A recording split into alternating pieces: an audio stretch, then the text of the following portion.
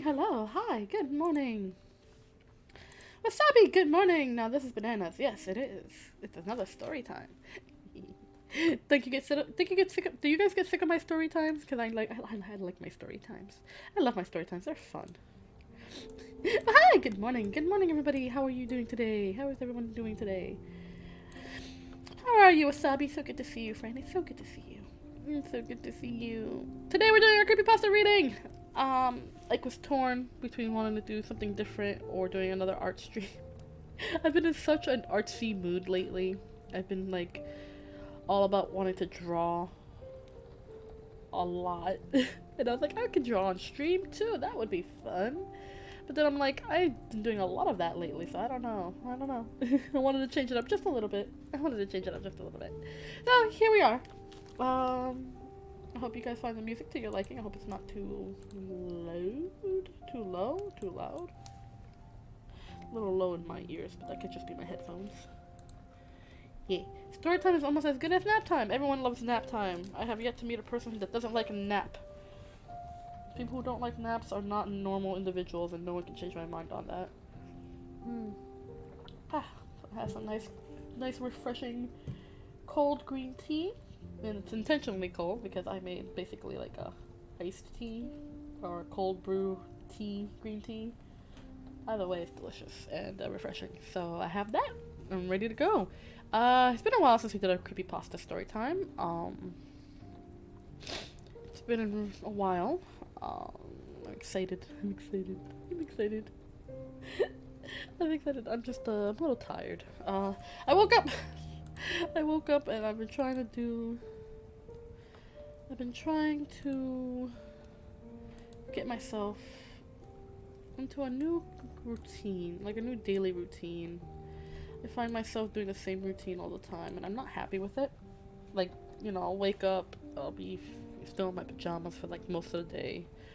I'll be kind of like gross by being lazy and not like cleaning up right away and things like that. So I've been in a really stagnant state, I guess you could say. Feeling gross, so I've been trying to work a new routine. This week, I've been trying to work up a new routine to kind of change things up, kind of have a more refreshing start to my day.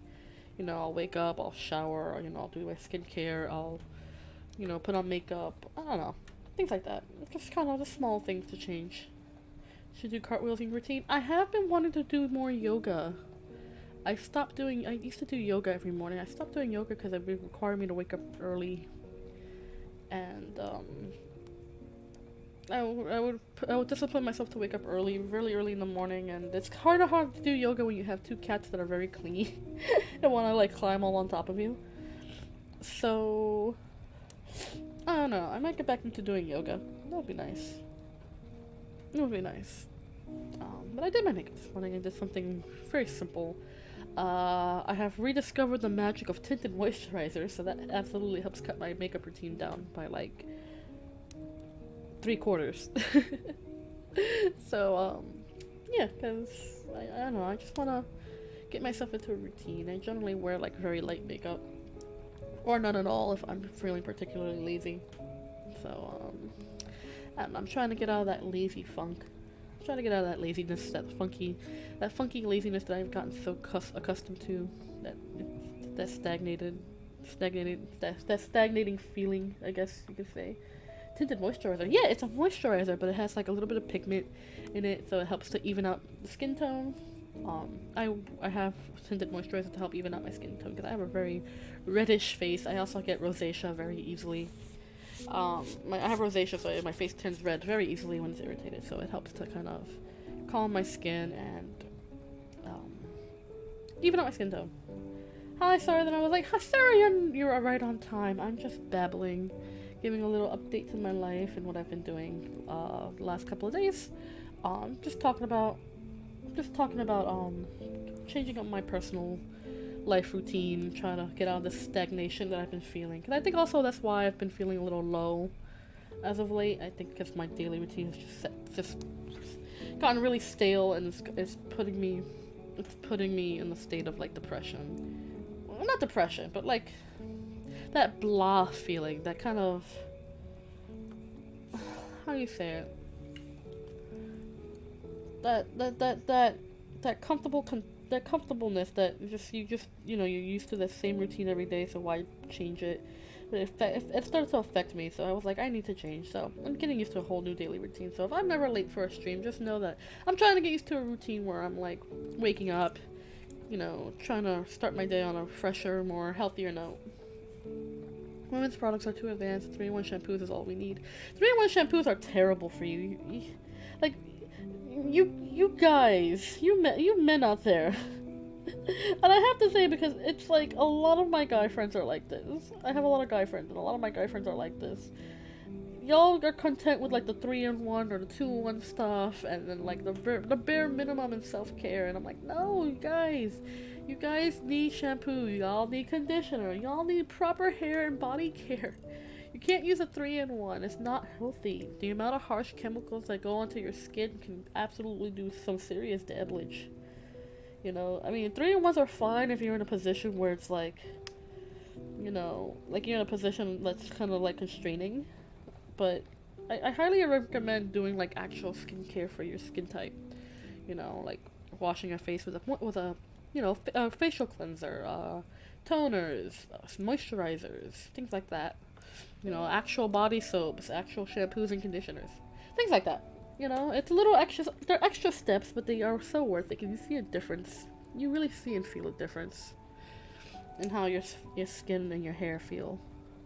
Too much work, me no want think. It's not that much work. It's not that. It's a few extra steps, but it's not hard work.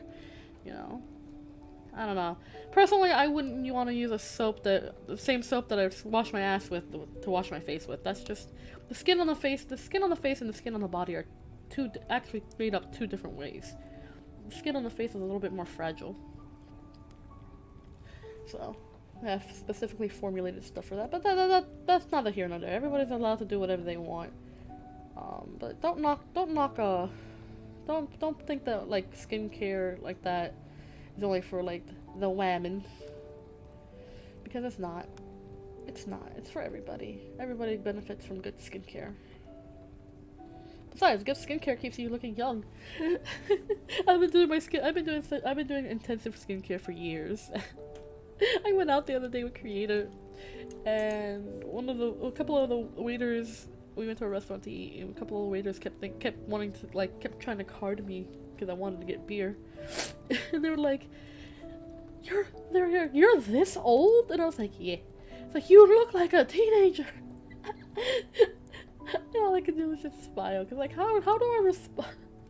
How does one respond to that? It's just like, oh, okay. I feel like I have baby face. Like I have a bit of a baby face, so I always looked a little younger than I was, but skincare helps because it keeps my face looking young and fresh. It really does help a lot. I look a lot younger than I actually am.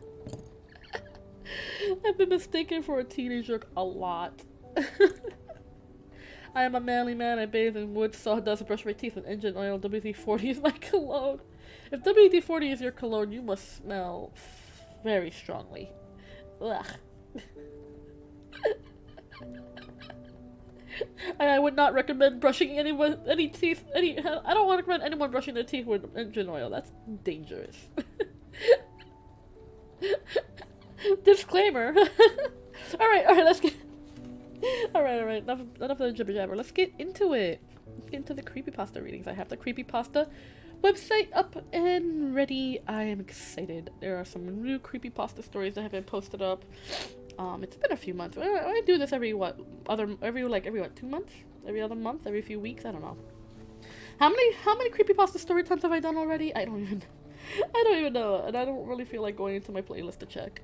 I'm pretty sure we've done quite a few. I like to do these every, month? Once a month? Every other month? I don't know. But, yeah. We go into the creepypasta story time. Oh my god, I got breadcrumbs everywhere. Hold on. It's bugging the heck out of me. I put my arms down on the table. I'm feeling breadcrumbs. Because I had a sandwich for breakfast. I was just horking down the sandwich while I was sitting up. Okay. Alright, that's better. That's much more comfortable. I think you did the last one in October. Right! I did do the last one in October. So yeah, I do this like, every couple of months? I still enjoy though. I enjoy doing these creepypasta readings. They're fun. There's quite a few have updated since then. There's a lot more. There's a lot more, and a lot of them are really highly rated, which is super great. All right, I'm gonna check out this one.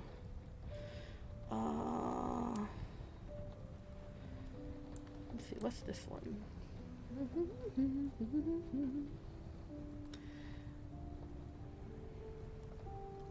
Yeah, it's the last one October. That was when we were doing the Ben Drowned reading. We went back into the olden days. We went back into the olden days of the creepypasta to the one of the OGs. The Ben Drowns. You don't keep up with creepypasta? I didn't know the thing people still did. It is, and creepypasta and fan fiction, they're never gonna die. They were a form of creative media that has been introduced into the world and now is kind of a permanent fixture in the internet culture for people who are writing creatives. I still see people putting up fan fictions. I still see people putting up creepypastas. So it's really nice. It's really nice to see that. It really is kind of weirdly. It's nice, I guess. Something that was created in our generation now being continued from the newer creatives. And I don't know. It's something that it warms my little kitty heart. I like it. Let's see, what's this one? Oh, this is a short one. Step by Step by Jonah Ross Wardell. Let's go. Let's see. Let me get comfy cozy. Oh. Ooh. Oh, this is like a Chinese-based paranormal. Okay, I'm gonna butcher a lot of Chinese words in here because they have a few. Oh yeah, fanfics are never gonna die out. Oh, of course not. As long as fandoms exist, there will always be fanfiction. Doesn't matter if the fandom is on anime, on a cartoon, on a movie, on some obscure book, or even YouTubers at this point. I have seen YouTuber fanfiction, and it's so weird. Like I fear the day I get fanfiction written of me. It'll be horrifyingly hilarious. I would love to read Kay Denox's fanfiction. Maybe one day when I actually get popular. That'd be funny. Oh my god, I can't even imagine. I'm so scared and I'm so terrified and I'm so excited. I would read the hell out of those fanfictions. I would love it. One thing I love as much as, no, not more. I still love fan art. Fan art will forever be the number one thing I love more than anything in the world.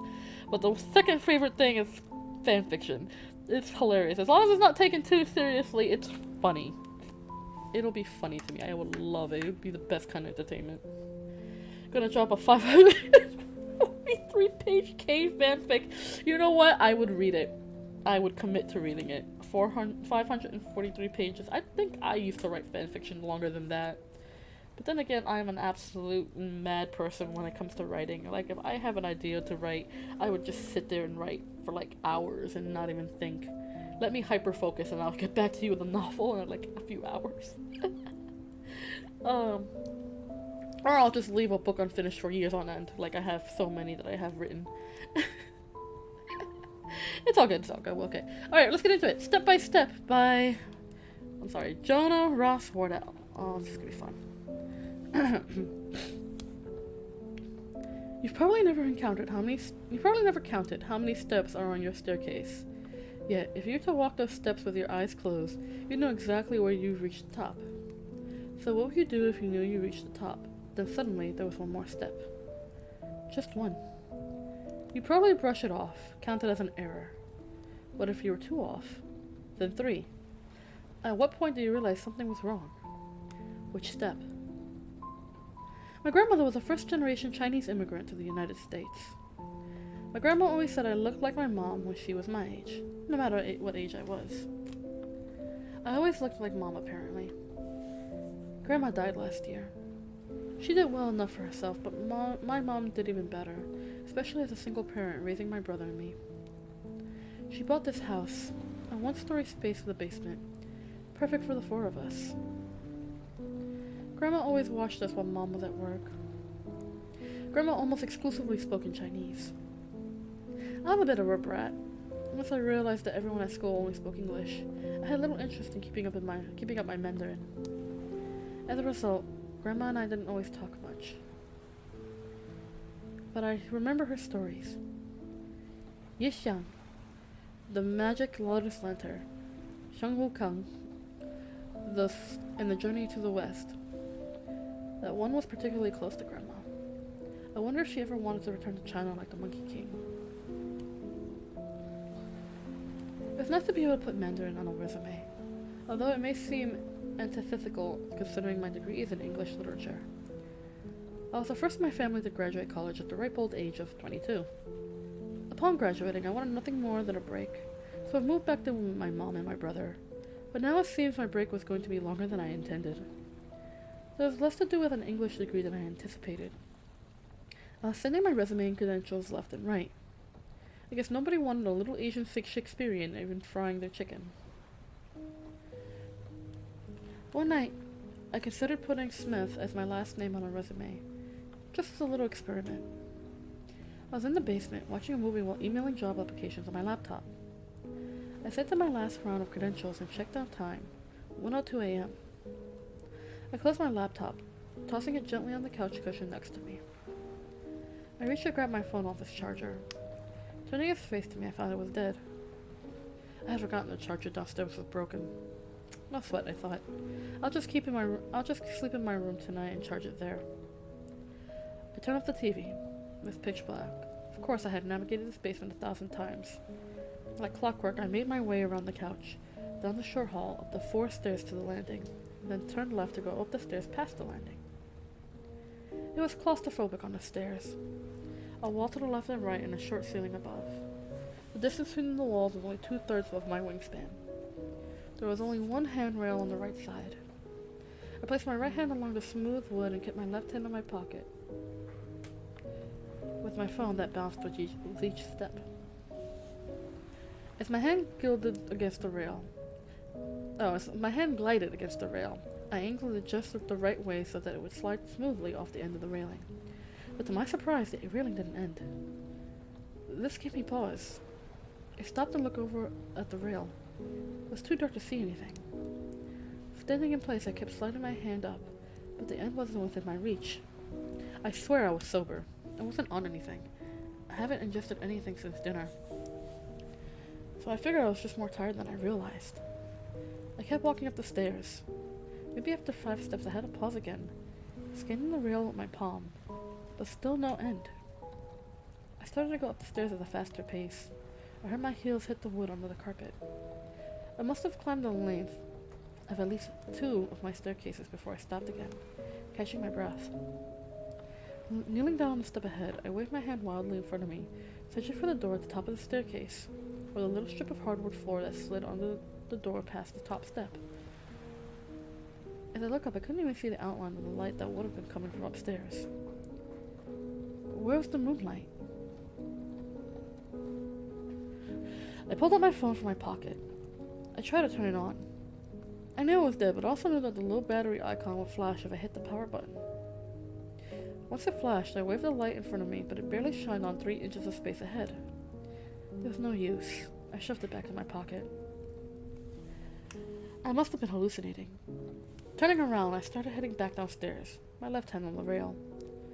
One foot after the other, calmly bouncing downstairs. I knew I arrived at the landing eventually. At some point, I realized I must have descended more stairs than I had escalated. I paused and my breathing started to slowly spiral. I tried to get a grip on myself, but it was at this point I moved beyond rational thought. I clutched the handrail, worried it might disappear if I let go. At the same time I wondered, maybe if I let go of the handrail, then I'd find the end of the stairs. I had forced myself to unhand it, but I did, and I went back up the stairs, my hands clenched as a fist in my pocket.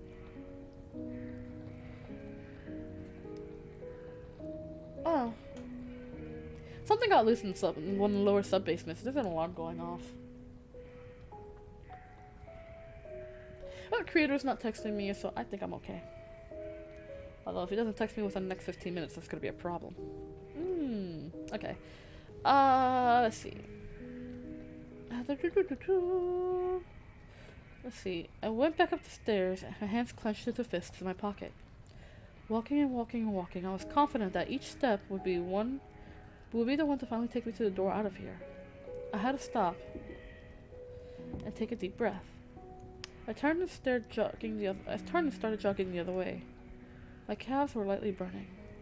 I figured if I was hallucinating this, I must have looked like a real idiot, running up and down the same 10 steps over and over. This creator fella, I know, right? Let's see. Eventually, I had to stop going down. I felt like I was hyperventilating. My knuckles must have been white in my pockets. A thought came to me. Oh, the alarm is off. It should be fine now. Okay, awesome. My knuckles must have been white in my pockets. A thought came to me. If I was close to the bottom of the stairs, then I could toss my phone in front of me. It would hit the wall at the landing. Surely the sound would wake me from the stupor. Taking my phone out of my pocket, my hands shook with nerves at my plan. I hit the power button so the low battery icon would flash again. Cocking my arm backwards, I gave it a swift toss. The screen was almost immediately enveloped in the darkness, and rather than hearing my phone bump into a wall, the sound rang rhythmically of the phone hitting step, then step, then step, until that sound was too evaporated into the darkness. It sounded like it was still falling by the time I couldn't hear it anymore. My eyes were wide open, yet I couldn't see a thing. After standing frozen for what must have been a full minute, I sat on the step behind me and brought my knees to my chest. My mind went rampant what to do next. Sleep? There was no way I could my heart beating this fast. Trying to make a hole in the wall? If this was just a hallucination, Mom would certainly not be happy about that in the morning. Try falling down the stairs? Possibly. Before I was even able to keep thinking, I began hearing what sounded like whispers. Most of it I couldn't quite make out. I wonder if it was another language. I thought I made up some words. Trip. Fall. Weak. Useless. Suddenly, among the voices, I heard my name. May. I thought it was impossible for my heart to beat any faster, but I was wrong. It felt like I was about to beat up out of my mouth. Some of the other whispers sounded like laughs. Among the whispers came another voice. A very clear sentence in a language I understood too well. Why don't you try going up the stairs again? I stood up with a start and thought I heard something behind me. I turned quickly. For a moment I thought I could see the figure of a man on a step above me. I nearly fell backwards, but the outline disappeared almost as soon as I saw it. My mind must have been playing tricks on me in the dark. Despite being in the dark for what felt like minutes, my eyes simply would not adjust. It was still pure blackness. I reached out and the railing was still there, but that provided minimal comfort.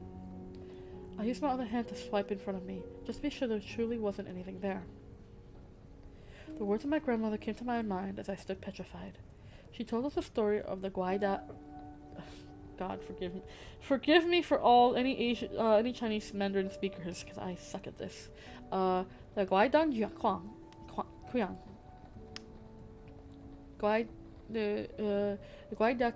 Guaidakyong. The name roughly translates to ghost building walls. It's a phenomenon where all seems normal to a wanderer, but slowly the wanderer starts to circle back to where they started, and nothing can stop them from doing so repeatedly.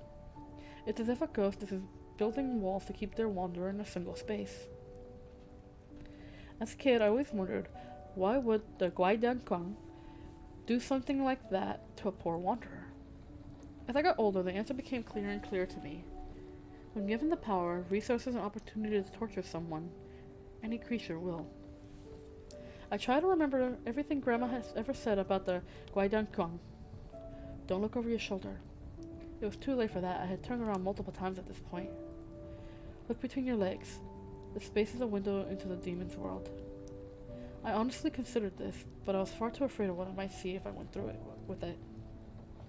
What happened if I never got off these stairs? Would my mom and brother find my corpse here on these steps? Did I even still exist? Or had I vanished from my own dimension? Would I ever see my family or friends again, hear them again, touch them again. Ultimately, I decided I would slide down the stairs. I thought about falling down, but I figured I'd break a bone, if not die. I could get on my back and slide down as if it were a water slide. It would be uncomfortable, but eventually I would hit the landing, right? I assumed the position, crossing my arms as I lay down on the steps. I took a deep breath, ready to send myself down. But just as I was about to shove off, I heard something. Lurching. It hit the left wall, and then the right. Soon I could hear breathing. It was heavy, heavy breathing. Whatever it was much bigger than me. A bear? No. It must have been bigger. I could hear it coming up the steps. It was definitely walking on 2 legs, despite how heavy it sounded. As it took its steps, I heard something else. Clanking. It was a clanking of metal like armor. Or chains. I slowly sat up as the footsteps continued. At a rhythmic pace, the footsteps started getting faster.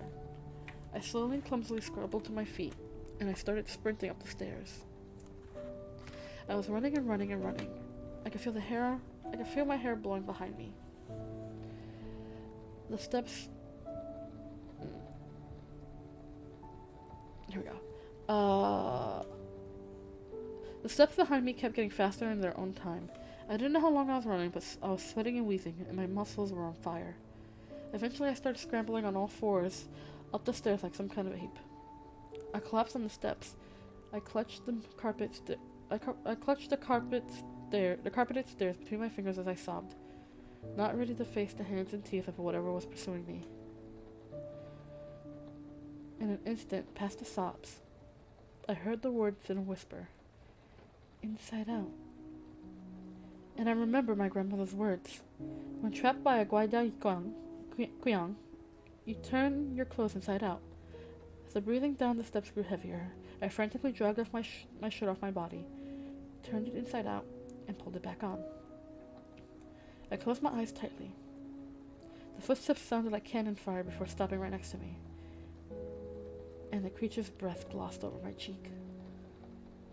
Through my eyelids, black turned into red. The breathing on my face disappeared. My own breathing was normal again. The cheeks that were a moment ago tear-stained were now dry. My muscles felt relaxed. There was no trace of sweat on my forehead. I opened my eyes slowly. I saw the banister on the wall across from one that I leaned against. I looked up and to my left. There my brother stood on the open door atop the stairs, hand on the light switch, groggily asking, "Are you okay?" I foolishly looked back down and where I saw my phone laying in the center of the landing, but I didn't go back for it. I ran up just the 5 steps and hugged my little brother around his neck. He was surprised. "What time is it?" I begged to know. He showed me his watch to read 1:03 a.m., just 1 minute after I left the couch. I scurried to my room. Though I was unsettled, I felt exhausted and I managed to get to sleep quickly. The next morning, I turned on all the lights in the house and grabbed a little flashlight out of the hallway closet just to be safe. I ran downstairs, snatched my phone and laptop, then ran back up. I didn't hang out in the basement much after that. I sat at the kitchen table waiting for my bread in the toaster. I opened my laptop. There was a new email from an employer. Before I got the chance to open it, my brother came in and sat across from me preparing some cereal. I suddenly became curious and asked him, "Why did you come to the basement door last night anyway?" Something woke me up. For a few minutes I heard a really loud stomping coming from the stairs. We were in trouble.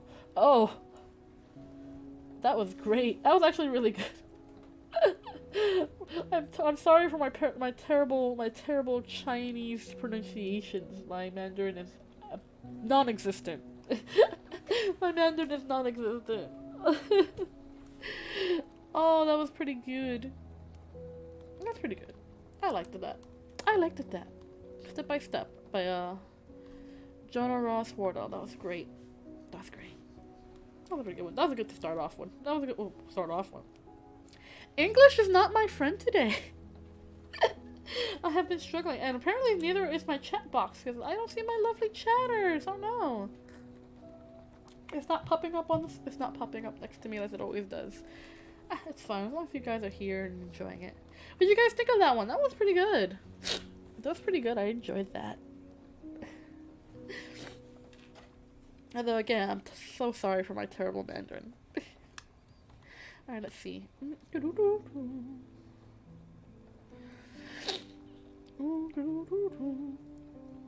Let's see this one. This one looks good. This one looks good. Ooh, okay. I also still have the sniffles. I have been developing the sniffles lately because it's getting colder in my area. We're gonna go through a cold snap this weekend, so I am excited. It's supposed to drop very much, like, it's supposed to drop in my area to like 3 degrees Fahrenheit, which is very cold. I don't know how much that would be in Celsius for my non-Fahrenheit using lovely Floofles. I'm gonna find making a video, so I'm a bit distracted. Well, that's fine. Do what you gotta do. Like I said, this is just for background noise, but I hope you guys are enjoying it. It's gonna be very cold the next couple of days. I love it because I like being cold, but at the same time, I'm like, oh, that might be a little too cold. Alright, let's look at the next one. This one is called Lost in the Woods by William Rain. Well, give it a decent sized one, about 20 minutes. Let's go. Also, a big paper looking cut just manifested on the palm of my head. Ooh, a large paper cuts are the worst. Paper cuts are awful.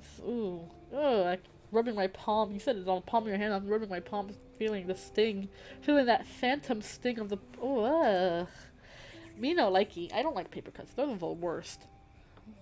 You're enjoying this? I'm glad you're enjoying this, Sarah. I'm glad you're enjoying it. Okay, this is called Lost in the Woods by William Rain. Lost in the woods was a phrase my father used a lot. When I was young, we should be out in the world and witness someone acting out in any way. Wait, that's such a weirdly structured sentence. Hold on, wait a second. Let me retry that again. Some punctuations are not where they're supposed to be. Hold on. That was so weird. That was so weird. That was so weird. That was so weird. It was so weird. Hold on. English is not my friend today. I don't know why I can't talk. I cannot talk. Blah, blah, blah. My speech impediment is making it a full display. Blah, blah, blah, blah. For those of you who don't know, I have a speech impediment. And, sometimes it likes to show its head when I'm, not in top form. Like, I got the sniffles, my nose is clogged already, so sometimes that makes it worse. Hold on. Okay. Lost in the woods was a phrase my father used a lot when I was young. Should we be out in the world and witness something acting out in any strange way? That boy's lost in the woods, he'd say, shaking his head at that parental disappointment sort of way. Even if they weren't his child. Wow, the sentence structuring is a little different. You're right. Yeah. I'm having all the gremlin noises coming out of me today. One day I'm gonna get myself a little gremlin version of myself as a model, and I'm just be scurrying across the stream, just going.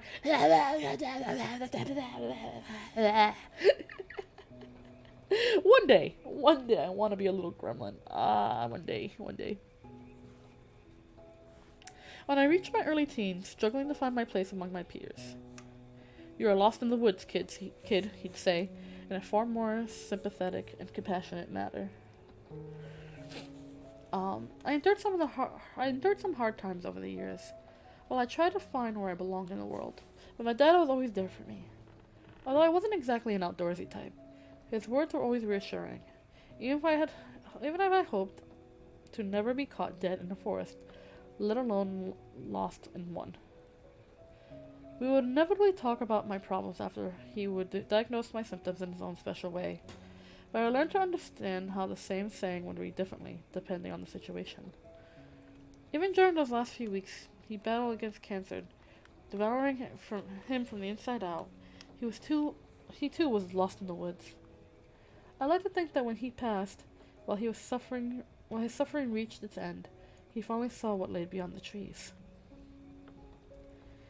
Gremlin K now, right? That's what I want to. I suppose it was only fitting that it was. The sentence structuring is. The writing itself is not bad, but it's the sentence structuring I'm struggling with. He's using a different sentence structure I'm used to seeing, and I'm having a little bit of a hard time because those punctuations, they ain't there. Okay. I suppose it was only fitting as it was, that I drove home from his funeral, that I found myself in a far more literal version of his all-purpose metaphor. Over that time, I became certain that I would be joining my old man outside the borders of the forest, so soon after he made the trip himself. I had chosen not to ride with my mom and stepfather Dale, as I wanted to be alone with my thoughts. I didn't have a problem with my mother's husband. He always treated me well enough. My parents remained close after the divorce, as they both agreed they were always better friends than lovers. Dad got along with his replacement better than most under such circumstances, but it always felt like Dale tried a little too hard when my old man was around. It may have been nothing more than the inherent jealousy a man feels towards his significant other's ex. Maybe he had some insecurities about the situation, but Papa and I would laugh about it when we were alone. I was always tight with my dad, far more so than anyone else in my life. With him being the one I would turn to when I needed to talk, I wanted to be alone on this one. I think I needed to. Had I ridden with my mom, Dale would have likely tried his damnedest to get me to talk about how I was feeling, which I was not remotely ready to do. Even when the rain began to pour down from above, I was mostly mentally checked out as I guided my car from one road to the next. The spot in which my dad wanted to be buried was some miles into the next state over, the one he grew up in before relocating back in the day. While the path I traversed that day was somewhat unfamiliar, my subconscious was able to focus on the road while my mind drifted beyond the confines of my old Chevy. I suppose that's why it took me a moment to register the truck ahead of me, sharply veering into the other lane. By the time I noticed where the road had spilled, opening a wide fissure in the tarmac, I didn't have a chance to miss it. The collision, for lack of a better term for skidding into a large gap in the pavement, happened so quickly that I was only vaguely aware of what was happening before everything went black.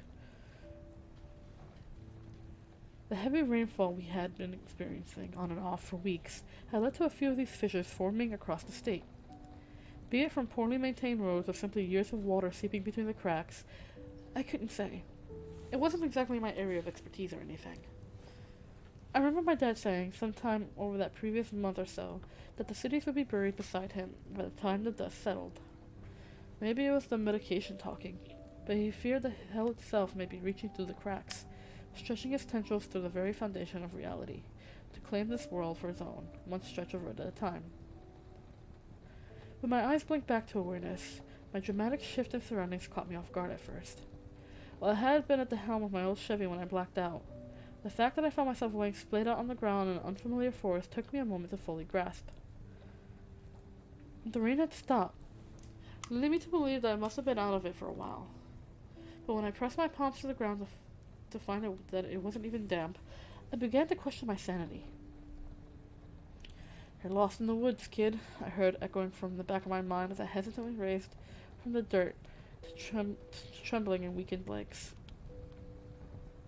Attempting to rationalize my relocation while I slept, I assumed that someone must have pulled me from my likely crumpled car before dragging me into the middle of the woods that stood beside the roads I was traversing. Why anyone would do this I couldn't fathom. Maybe, I thought, more cracks opened up, so someone carried me here.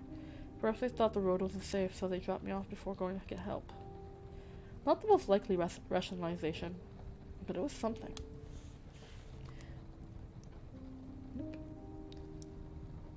While I gazed around my newfound surroundings, seeking out any indication of which direction would lead me back to the road, I became more aware of the unsettling silence. Being in the middle of winter, the bare skeletal trees and dead leaves lining the forest floor didn't feel out of place, but I could find no evidence of anything else alive out there. Glancing upwards, the blank and gray sky appeared as lifeless as the world around me. I couldn't even feel a breeze. While I still wore the suit I donned for my father's funeral, the one that wasn't exactly made for winter weather, it wasn't as chilly as I would have expected. It wasn't warm either, mind you, but everything felt wrong somehow. The colors looked muted in a way. The bark of the tree was almost sickly grayish-brown.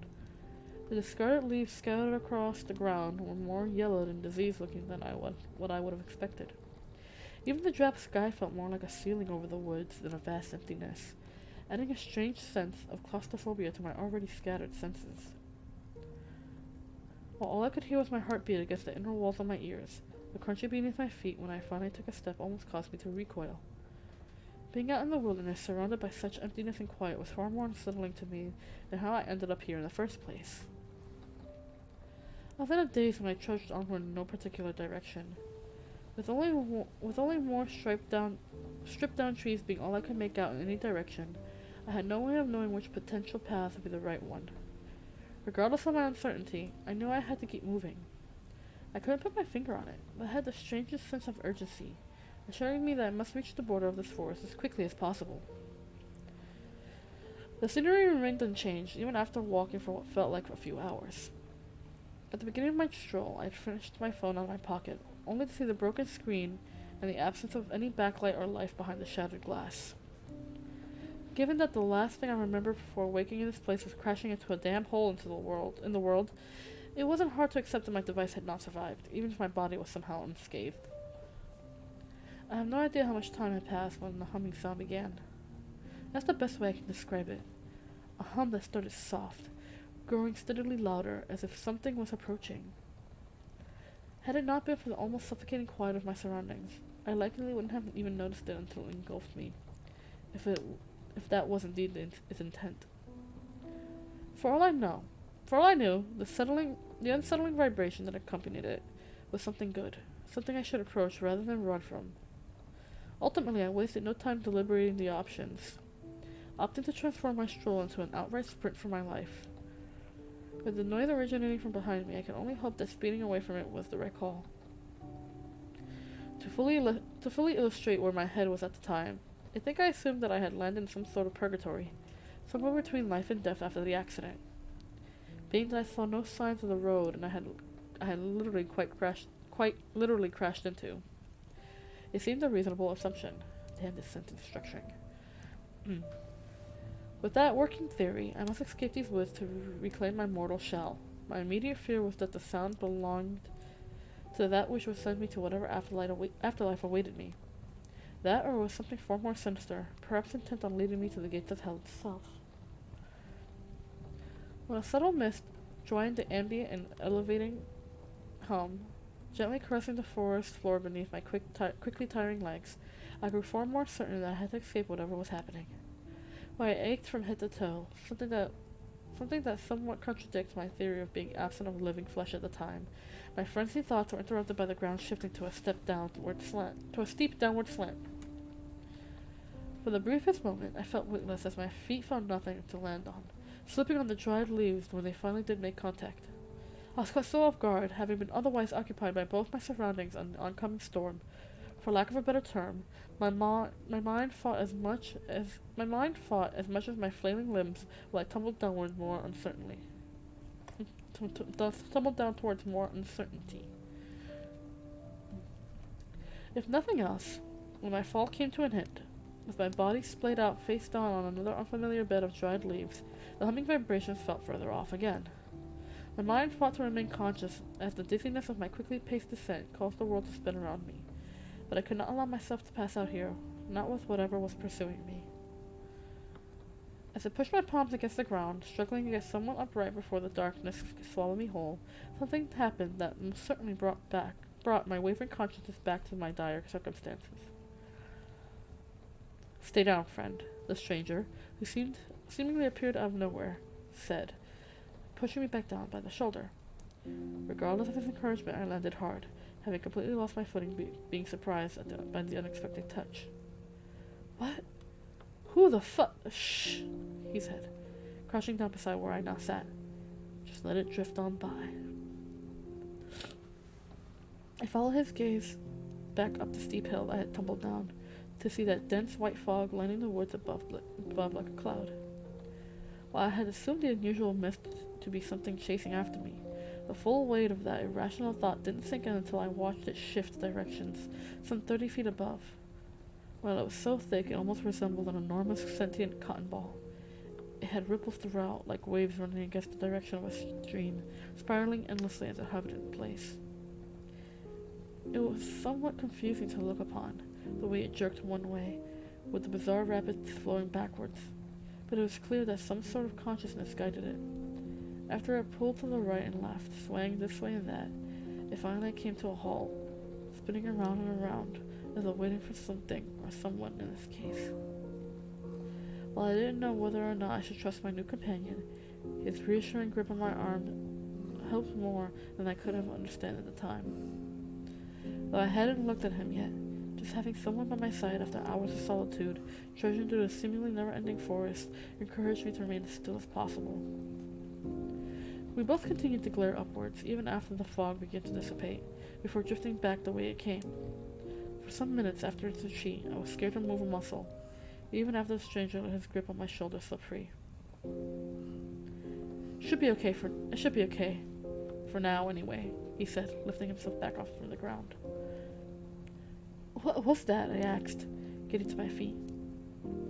Finally having the opportunity to take in the appearance of this man, I felt a little more at ease, noticing the uniform he was wearing. It was similar to a police outfit, but one I recognized as more of a park ranger's garb. I hadn't spent a lot of time in such places over the years, but I was certain that's what it was.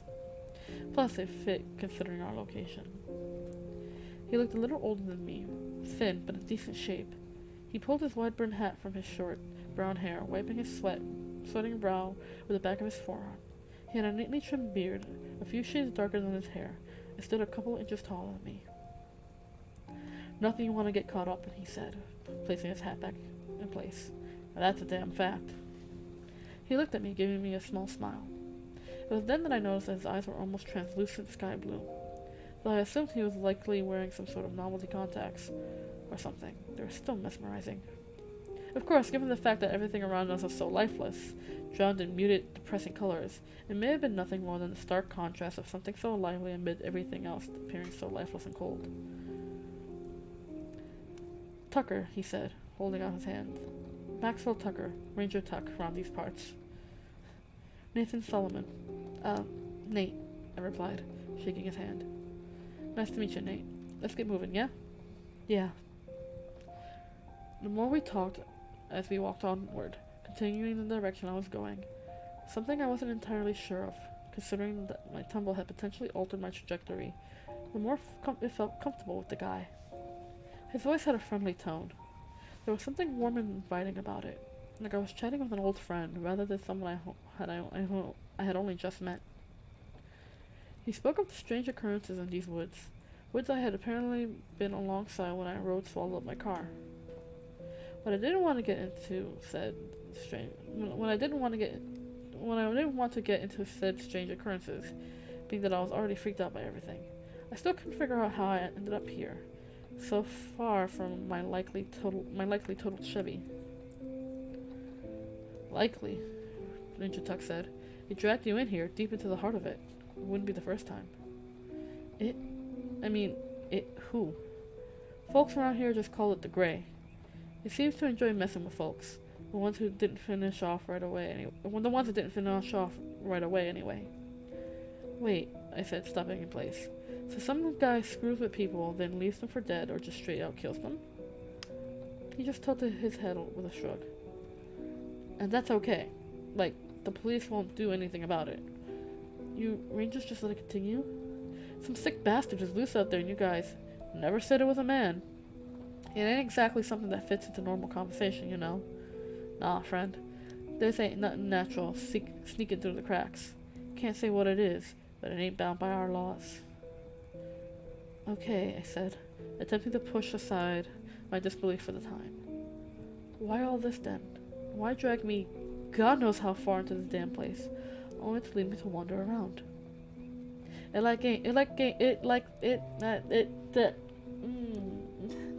English, why you hard today? It likes games for whatever reason. It enjoys the hunt, the chase. We've been able to save some, but most end up the same way, whether it does it right off the bat, or after making them think they got a chance. suppose it depends on what kind of mood is in at the time. Could be you just got lucky. Lucky? Are you serious? I crashed my car, ended up in the middle of this dismal frickin' forest, and damn near broke my legs running from a cloud, which I can't even believe I'm saying with a straight face. What the hell should I feel lucky about? You found me, he said with a smirk and a wink. So, you ready to get out of here or what? Well, I can't say this especially put me at ease. His carefree expression did make me feel better about things. Yes, it would seem... hold on, Creator is calling me. Give me a second.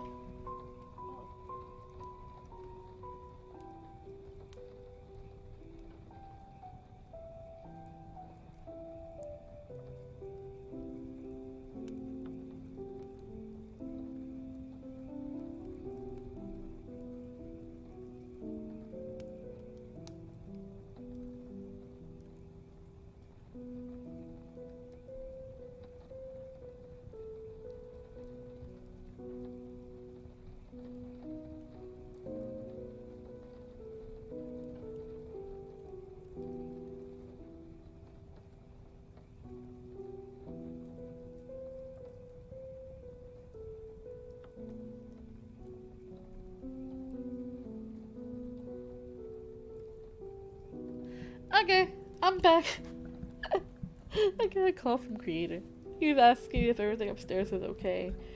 And, everything's fine. Everything's fine. It wasn't important. It wasn't super important. Okay, let's get back into it. I don't hear you yet. I had to mute myself because I had gotten a phone call that I had to take. Sorry for that. Okay,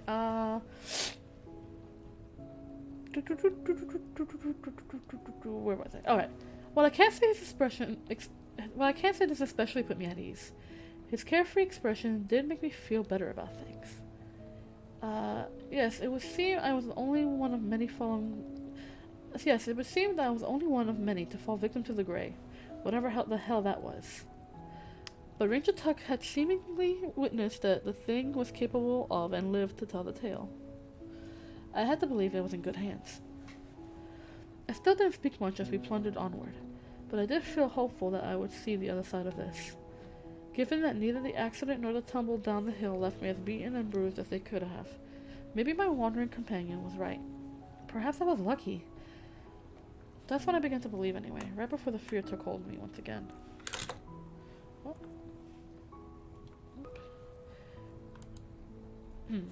Run, Tuck said, having noticed the approaching fog before I did. When I grew aware of that humming sound once more, my heartbeat quickened faster than my feet at first.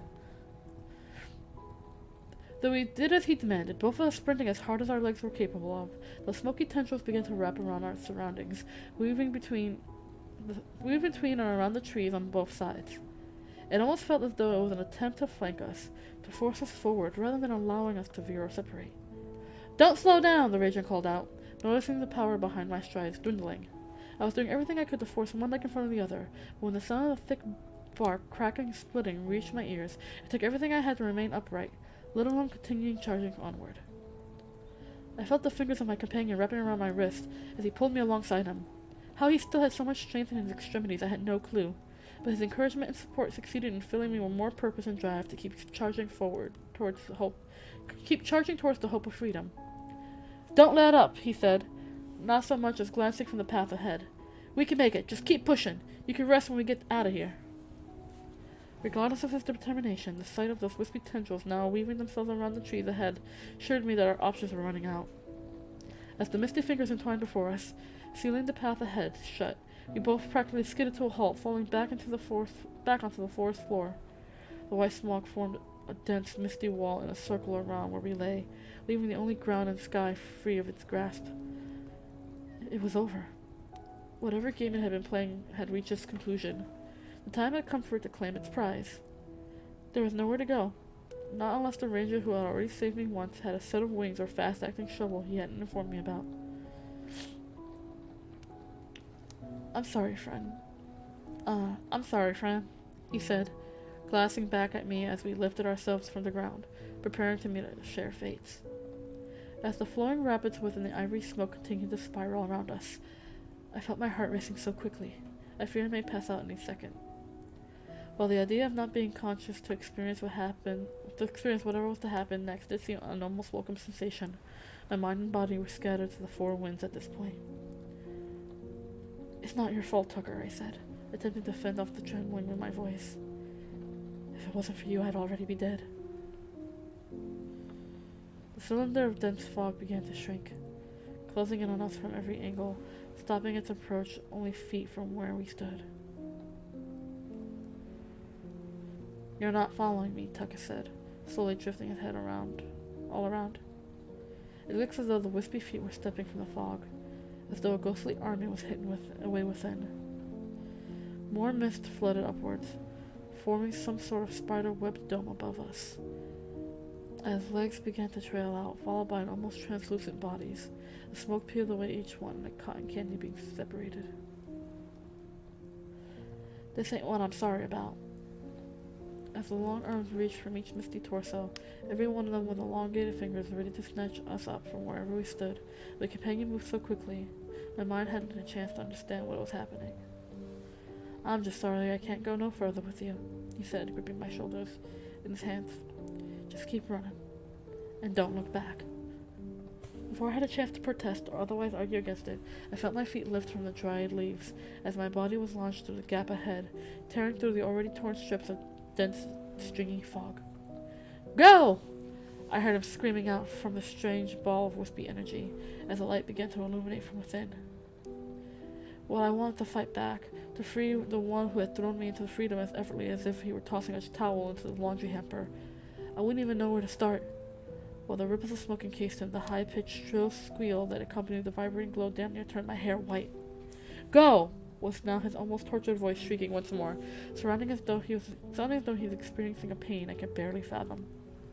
Whether it was simply my desire to escape that inspired me to do as he commanded, to get off my ass and run even harder than I had before, or just that I knew there was nothing I could do to help him, I can't say, but I was ashamed of my actions nonetheless.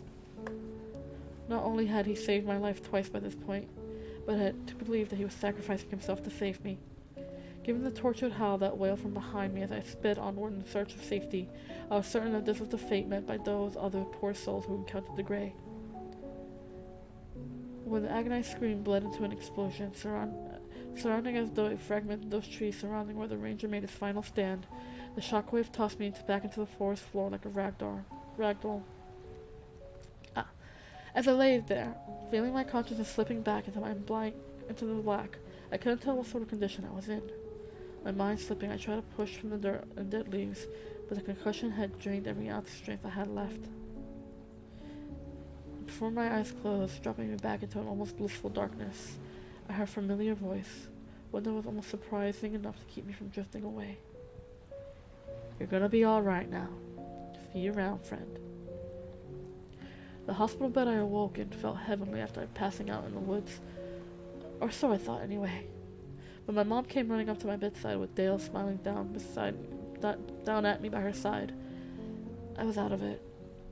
Be it from whatever they fed into my veins to take the edge off the pounding in my head, or simply whatever damage lay beneath the gauze around my scalp and forehead. I had no clue. We talked a little while we waited for the sentence structuring. We talked a little while we waited.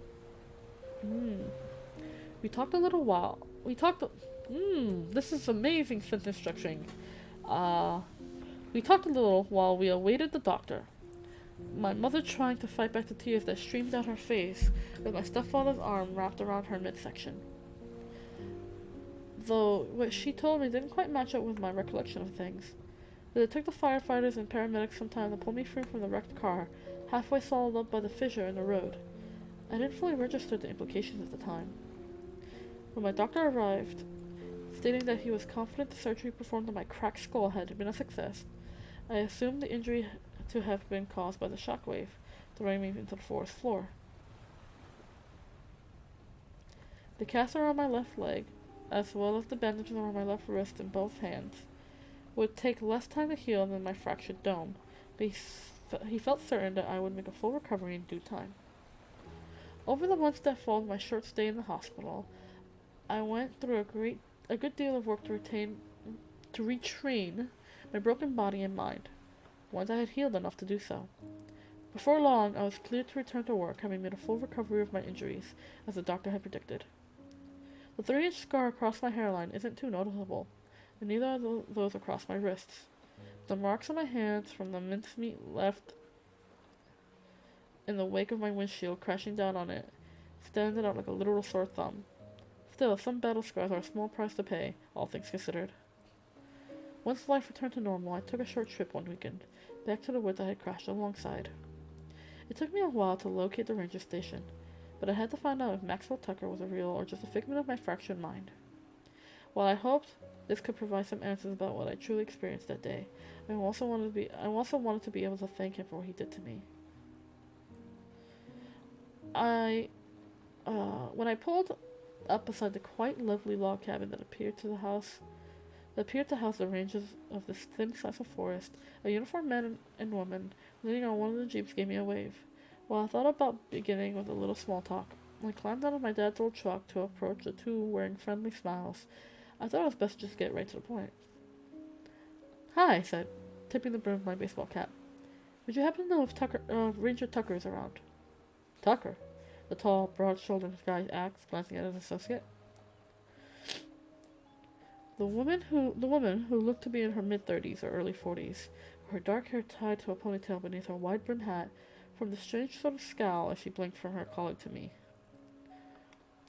"Only Tucker we had around these parts ain't around no more," she said, squinting her eyes as she studied me. "Oh, Maxwell Tucker? Is that him? Ranger Tuck?" "Uh-huh," she said, giving me a very strange look. "He used to work with us some 15 years back." "Oh, wow. I could have sworn he was around my age," I said with an awkward laugh. "Do you know where he is now?" "Same place he's been for a decade and a half, son," she said, gesturing to the left of the tilt of her head. When I turned to see the small cemetery up on the hill, I felt all the blood drain from my face, my legs giving out beneath me. "Whoa, now," the woman called out, and she and her partner catching me before I hit the ground. After they carried me inside, laying me on a lumpy yet comfortable couch, the tall man fetched me some water, while one of the others laid a wet towel across my brow. After my heartbeat regulated, Ranger Angie Temple had brought me inside, accompanied me on a stroll up to the old boneyard. We talked a good deal over the hours that followed. While I was hesitant to tell her about how I met Ranger Tucker, she told me a good deal about the man who consequently saved both of our lives. She was still green around the gills back then, while Tuck being her trainer. One day, some 6 months after she joined the Rangers, they responded to a call about an attack out in the woods, those that ran along beside the road that swallowed my car. Assuming it to be a bear or some other wildlife having jumped some innocent campers, they headed out to the scene, armed and prepared. It felt like my damn heart was about to burst through my chest, but Tuck just looked as calm as if he were walking to the kitchen to fetch a snack, and she said with a chuckle, running her hands across the tombstone bearing his name.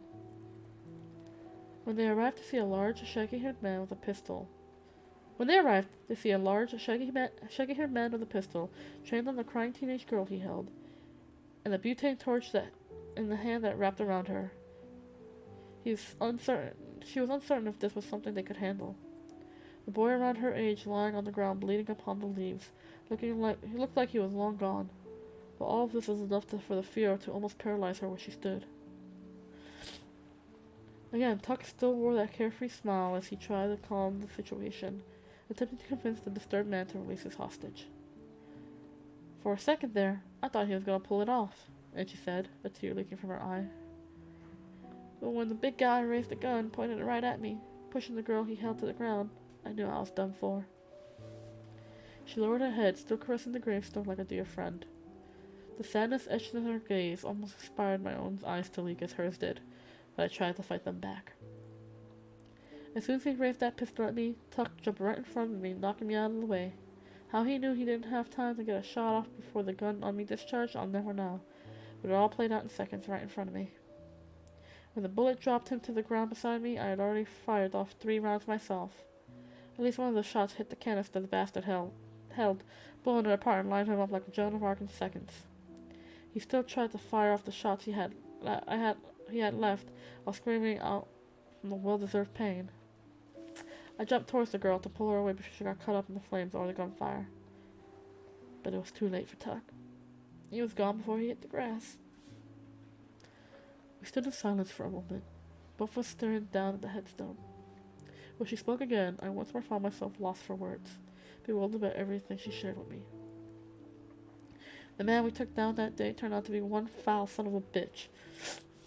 Says he'd been killing folks for years until Tuck and I put an end to him. If nothing else, I take some solace in knowing that Tuck was the last victim of Jeremiah Gray.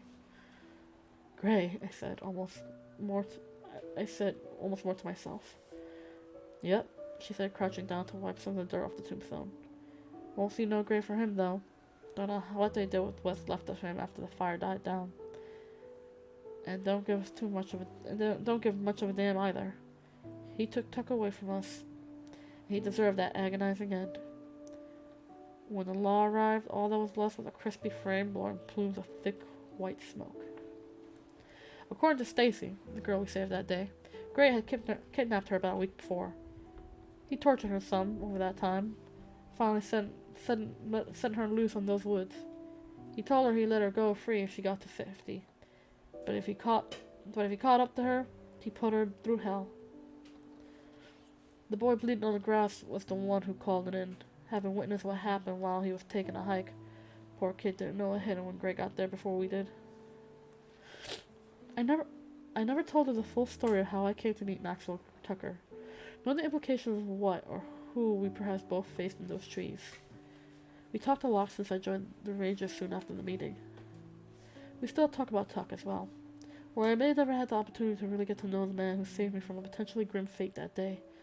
Those who knew him in life have shared with me a great deal about him. Over the years that followed the death of both Maxwell Tucker and Jeremiah Gray, there had apparently been some strange occurrences out in that forest. Some would go missing from time to time, others would turn up dead. Now and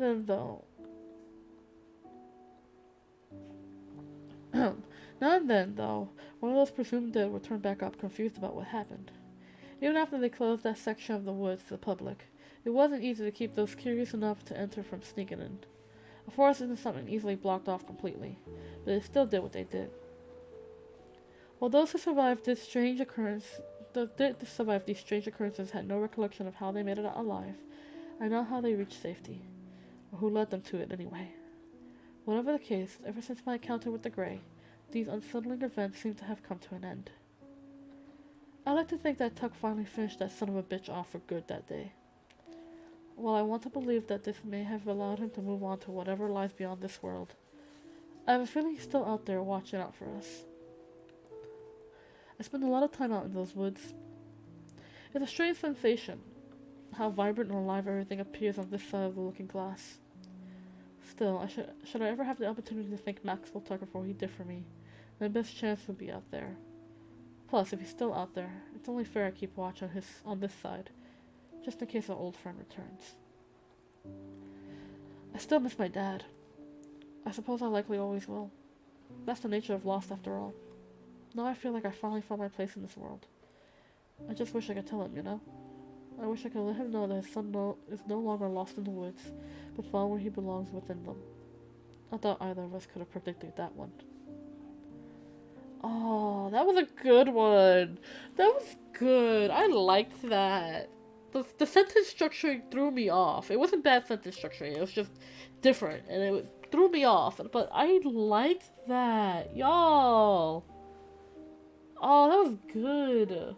That was good. That had a touch. That was touching. I liked that one. Lost in the Woods by William Rain. We're gonna give him some claps for that one, you guys. That was so good. That was so good. That was a big dub. Big dubs all around. That was such a good story. That was such a good story. I love that. Oh my goodness. Also, I don't know why I developed some southerny country-ish accent while I was talking about when I did the other, other people's voices, but I don't know where that came from, but that was a thing. but that was so good. That was so good. I got the sniffles like nobody's business. Oh my goodness gracious. I was also doing some dusting the other day. My sinuses have not been the same since. Oh, I have a terrible dust allergy. I have terrible pollen allergies. I have terrible dust allergies. I'm just so glad I'm not allergic to animal dander. I would cry. Oh, but that was so good. That was so good. I'm putting that in like one of my top favorites. That was so good. How do you guys think of that one? That was good. I love that. Oh. Oh, that's so good. Okay. Let's find another one. Let's find another one. That was top tier. 10 out of 9 out of 10. I'll give it a 9 out of 10 because that sentence structuring was hell. But I can't word too good today, but that was still good. Big dubs. Oh, let's see. Let's go to page 2 to see if we can find some good ones. Ooh, what's this one? Hold on. Oh,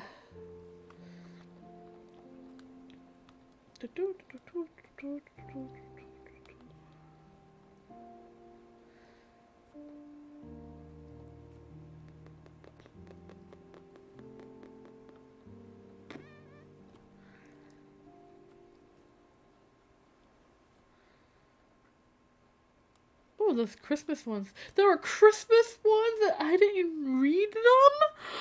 I'm disappointed in myself. Oh my god. Oh, it's February. It'll be too late to try to catch up on some Christmassy ones. I'm disappointed in myself. We should have did a Christmas creepypasta reading. Oh. Oh. That's disappointing. Oh. Boo. Oh, that's so lame. That's so lame. Why did I not? Oh.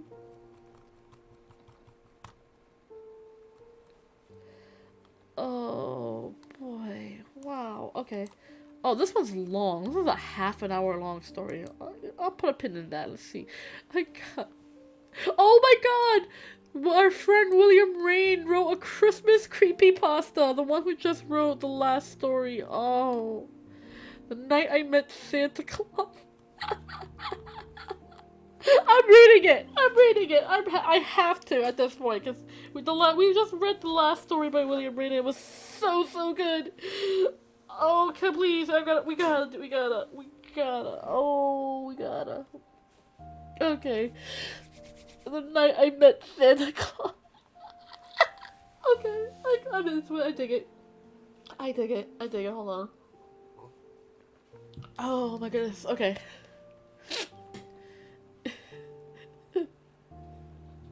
Okay. I'm sorry. I'm laughing because it's like, I know there's some Christmas horror stories, but I didn't. For some reason, my mind did not fathom that there could be Christmas creepypastas out there. I don't know why, but oh my god. Okay. It has been said that you should never meet your idols. It was the Christmas of 2005 that I came face to face with mine. Someone the majority of people don't believe in, after a certain age, of course. I was 10 years old at the time. I still hung on to my beliefs, regardless of the inherent mocking it would earn. Joanna, my older sister, Jo or Jojo to her friends and family, outright laughed at my insistence that the man in the hat was real. But she was always a logical thinker. Even when she was much younger, while I was only 3 or 4, she rolled her eyes at my excitement about the arrival of jolly old Saint Nick. Never having bought into it even when she was just a little girl, according to her dad. That's fine, I thought. Don't matter if you don't believe in him, because he believes in you. Not the most well thought out inner argument, but it was good enough for an imaginative kid who couldn't stand the thought of his sister ending up with a stocking full of coal, even if she was being a jerk about the whole thing. When that December dragged by at a snail's pace, or so it felt like to a kid eagerly anticipating whatever new goodies may be awaiting him on the morning of the 25th, I forged together my plan to prove her wrong, once and for all. Sure, I can't deny that the satisfaction of having a well-deserved "I told you so" to greet Jo on Christmas morning wasn't at least a little bit behind my motivations. But I also couldn't resist the opportunity to meet the fabled jolly man in the red suit. My dad chuckled at my insistence that I would be camping out in the living room that night of the 24th, while my mom only shrugged with a smile. "Just be sure to get some sleep, kiddo," Dad said, still laughing at my eagerness mixed with exhausted yawns. I had the small camera I received on Christmas, received a Christmas too back, clutched in my hand beneath the blanket, prepared to take a few shots as soon as Saint Nick made his appearance. But as the house fell still, I found it far more difficult to keep my eyes open. While the couch wasn't nearly as comfortable as my bed on the second floor, the excitement of the season, along with a good deal of playing out in the snow, left my eyelids far too heavy to battle against. I can't be certain for how long I was out for, with only the lights from the tree illuminating the living room around me. But when the creaking of the floor and jingling of the decorations hanging from the tree caused me to stir back to awareness, I instantly felt my fingers tingle with anticipation. For my plan to prove fruitfully, I would have to keep up the act of a sleeping child. When fully unaware of the visitor, I could vaguely see through my half-shut eyes. From the angle I was laying on, I could only make out from the waist down of the man who fished goodies from his hefty bag, laying them gently beneath the tree, but had no doubt I was witnessing the actions of the very man I hoped to see. With his back to me, I softly but hastily reached my fingertips around for the camera which had fallen from their grip after I knocked out, but I attempted to keep my actions unnoticed. I silently gasped aloud with my hand wrapped around the plastic shell, causing the man by the tree to spin in place, almost catching me red-handed. I snapped my eyes back shut, rolling them from side to side beneath their lids to imitate the rapid eye movement I had read about online. Whether or not I was overdoing it, acting as though I was erratically scanning them in every direction while still firmly closed, I had no way of knowing, but when I felt the air shift as the man drew closer to where I lay, I found it more difficult to hide my excitement. I breathed in the scent of freshly baked cookies and peppermint, convincing me that I was surely in the presence of the fabled gift-giver himself. There was something beneath the more inviting smells, something musty and aged, but I assumed the big guy had worked up quite a sweat given his laborious profession. After a few moments, I felt the oxygen around me regulate as the light footsteps sounded as though they moved away from me again, so I took the chance on cracking open my eyelids. Sure enough, the man in the red suit was hunched over by the tree again. I knew I had to make it quick or I would lose the small window of providing evidence to my sister. In one swift but silent motion, I pulled the camera free from my blanket, aimed at the man who was still facing the tree, and snapped 3 pictures back to back, moved my fingers so quickly I didn't have time to register the bright flash. I felt my breath catch in my throat as he spun to face me, something I could barely make out through the lingering effects to the blinking bright lights on my eyes, which had grown accustomed to an otherwise darkened room. "That's against the rules, little boy," his deep voice said, with his posture unchanging from what I could tell. I'm so sorry," I stuttered, feeling my eyes well up. I just wanted to prove to my sister that you're real." "You're not the first, unlikely to be the last, but it's still forbidden, I'm afraid." It wasn't... I could see the silhouette rising back to his feet, with the blotches of lingering light still blocking most of my view. He moved closer to where I lay, only slightly raised with the camera clenched between my trembling fingers. It wasn't fear that caused my extremities to shiver, but the sensation of guilt and embarrassment for being caught doing something I shouldn't have.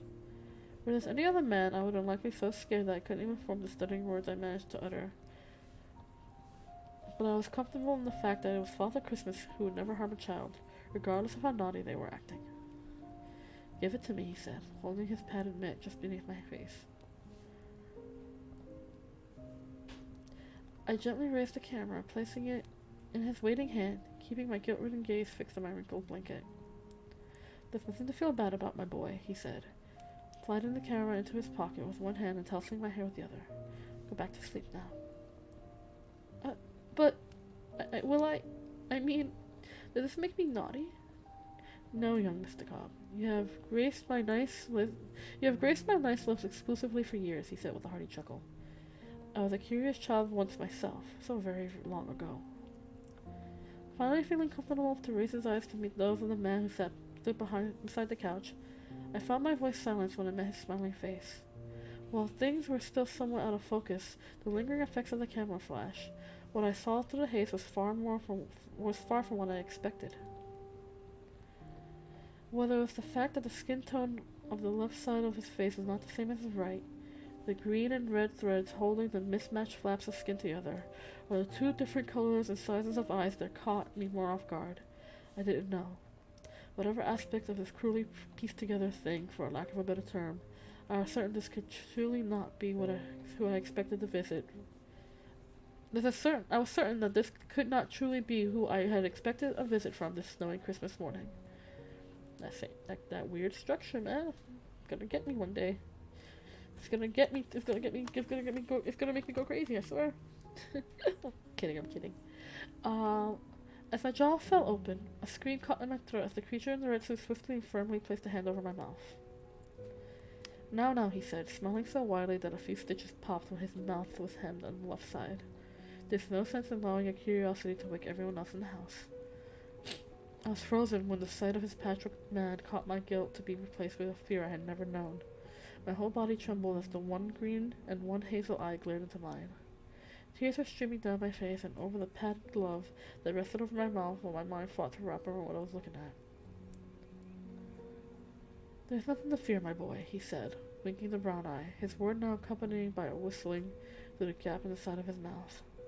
I may not look as you imagined, but I assure you I am who you sought to meet this night. Well, what are you?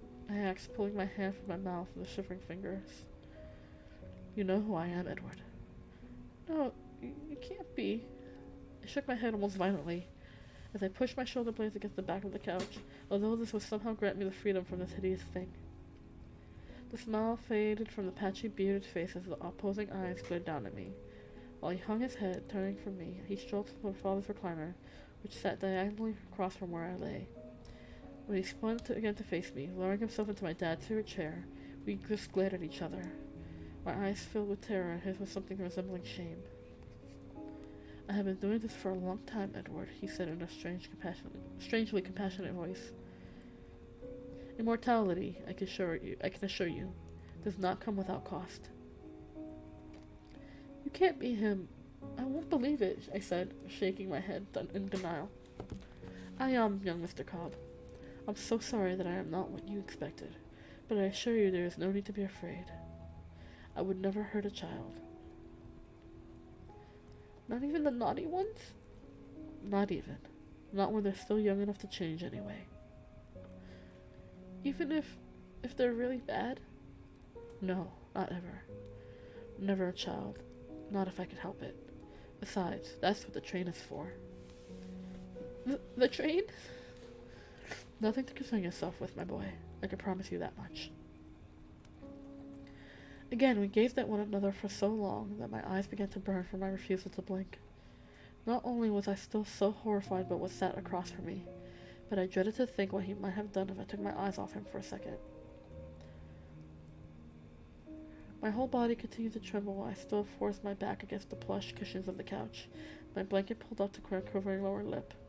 Every fiber of my being was complete denial of what I was looking at, regardless of the fact he clearly had no ill intentions at the time, a fact I grew steadily more uncertain of after what came next.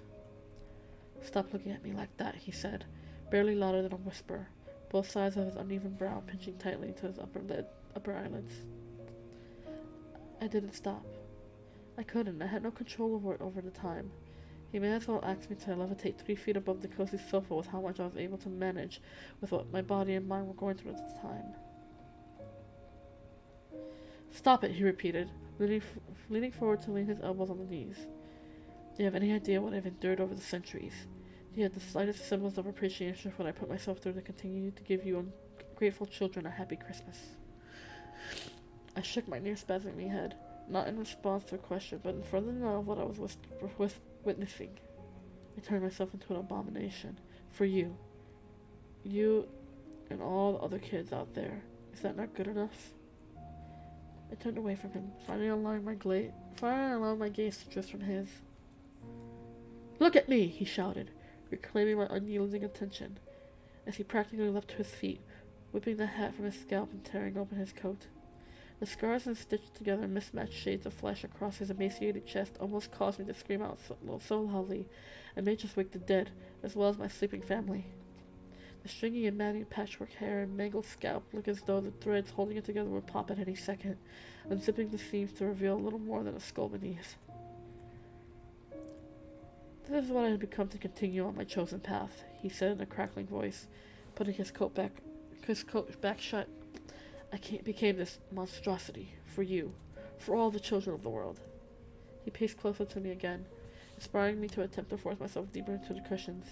As he crouched down to look directly into my eyes, my tears let loose, transforming from the thick trickling stream to a veritable hurricane. Stop that.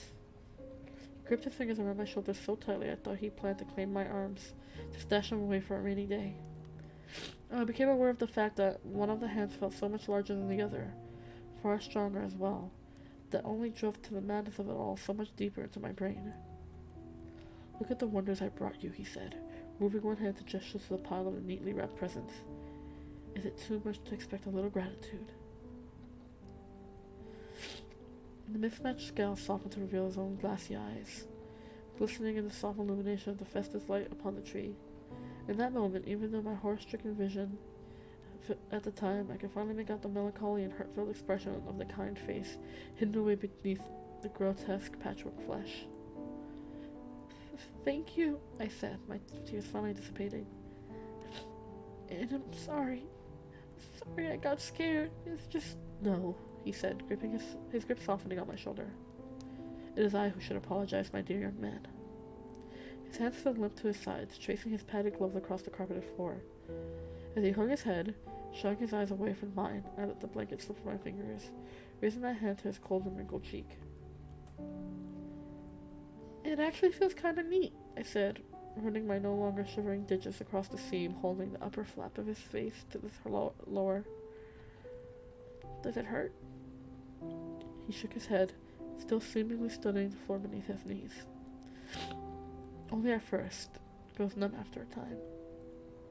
I bet that's a good thing when it's really cold out, I said sincerely, shifting myself closer to him. I played in the snow today, and my skin felt like it was on fire after a while. Is that right? He said with a chuckle, raising his eyes back to meet mine. It's been a long time since I felt anything like that. It really sucked because I wanted to stay out there, but I couldn't even make my fingers move. They were so cold. Then when I came back inside, I got crazy pins and needles. Though the smile he returned seemed to lighten up his face, a few more stitches popped loose on the side of his mouth, almost reawakening the fear I had begun to bury it away. But when he raised that gloved hand to the loose thread, I could see that shame was returning as he turned his gaze from mine once more. Want me to help you fix it? My mom showed me how to sew a bit when I kept tearing up the knees of my pants. No, he said with a half smile on the side of his mouth that wasn't affixed with thread. But I certainly do appreciate the offer, young Edward.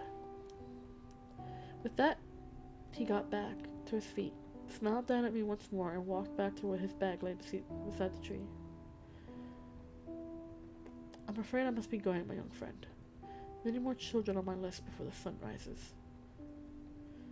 I pulled back my blanket, jumped to my feet, and approached the man in the red suit, no longer afraid of what he had in store for me. I really am sorry, Santa, I said, feeling my back tense again from my guilt. No, my boy, he said, turning to face me. It is I who owe you an apology. It has been many years since I've allowed this. He held his hands to his face, to be seen by anyone aside from those I work alongside. I almost forgot how jarring it can be to the unexpected. I reached up to wrap my fingers around the puffy mitten of his left hand. He winced at first, as though shocked by this act. When I tightened my grip to reassure him, I felt my heart skip a little when my hand closed around the empty section of padding. I looked up at him as though wordlessly asking if all was alright before I slipped the glove from his hand. I felt my jaw fall loose when my eyes met the sight of these 3 missing fingers, leaving only a forefinger and thumb in their set. What happened? I stuttered. Not from fear this time, but from the sadness that weakened within me. A small accident some weeks back, he said, almost dismissively. Nothing to worry about, young lad. Can you get new ones? Soon enough, my boy. I just need the right donor, he replied with a warm smile. But you said you wouldn't hurt nobody, I said, feeling my heartbeat quicken. I would never hurt a child, dear Edward, he said, pulling the mitten back over his hand. But a few lumps of coal are not quite as effective to a naughty adult. With that, he gave me a wink, tossing my hair again with his fully fingered right hand, and picked up the large bag back up again. You had better get some sleep now. While I was still pretty freaked out by everything that night had presented with me, I no longer felt afraid of the patchwork man in the red and white suit. Before I walked back to the couch, I wrapped my arms around him, apologizing one last time for acting like such a jerk. He just laughed, gently returning my hug. Merry Christmas, Edward Cobb, he said with a slight crack in his voice. Merry Christmas, Santa, I replied, finally releasing my grip to head back to my warm blanket. When I climbed back under the covers, I glanced back to the tree to see no trace of jolly old St. Nick, but I think I expected that. I heard no hooves stomping across the roof high above, no jovial chuckles as he rode out of earshot, only the silence of the house at rest. By the time I awoke the following morning, greeted by my loving parents, excited sister, and a good many presents to open up, I had already convinced myself that I had eaten far too much junk food from the night before. There was always a safe enough explanation for my more bizarre and far-out dreams. I even found my camera hidden away beneath the blanket, with not even one picture having been taken. After Christmas morning proceeded like normal, but normal from what I had experienced over my handful of years by that point, my father received a phone call. He looked almost puzzled when he glanced at the caller ID before answering, but the confused expression on his face quickly turned to something more concerned and uneasy. He whispered to my mother words I cannot make out, causing her face to mimic his at the time, but he turned down her offer to accompany him as she threw on something warmer clothing, almost sprinting out the front door. Where's Dad going? Jo asked, turning her attention away from her new iPod for the first time in hours.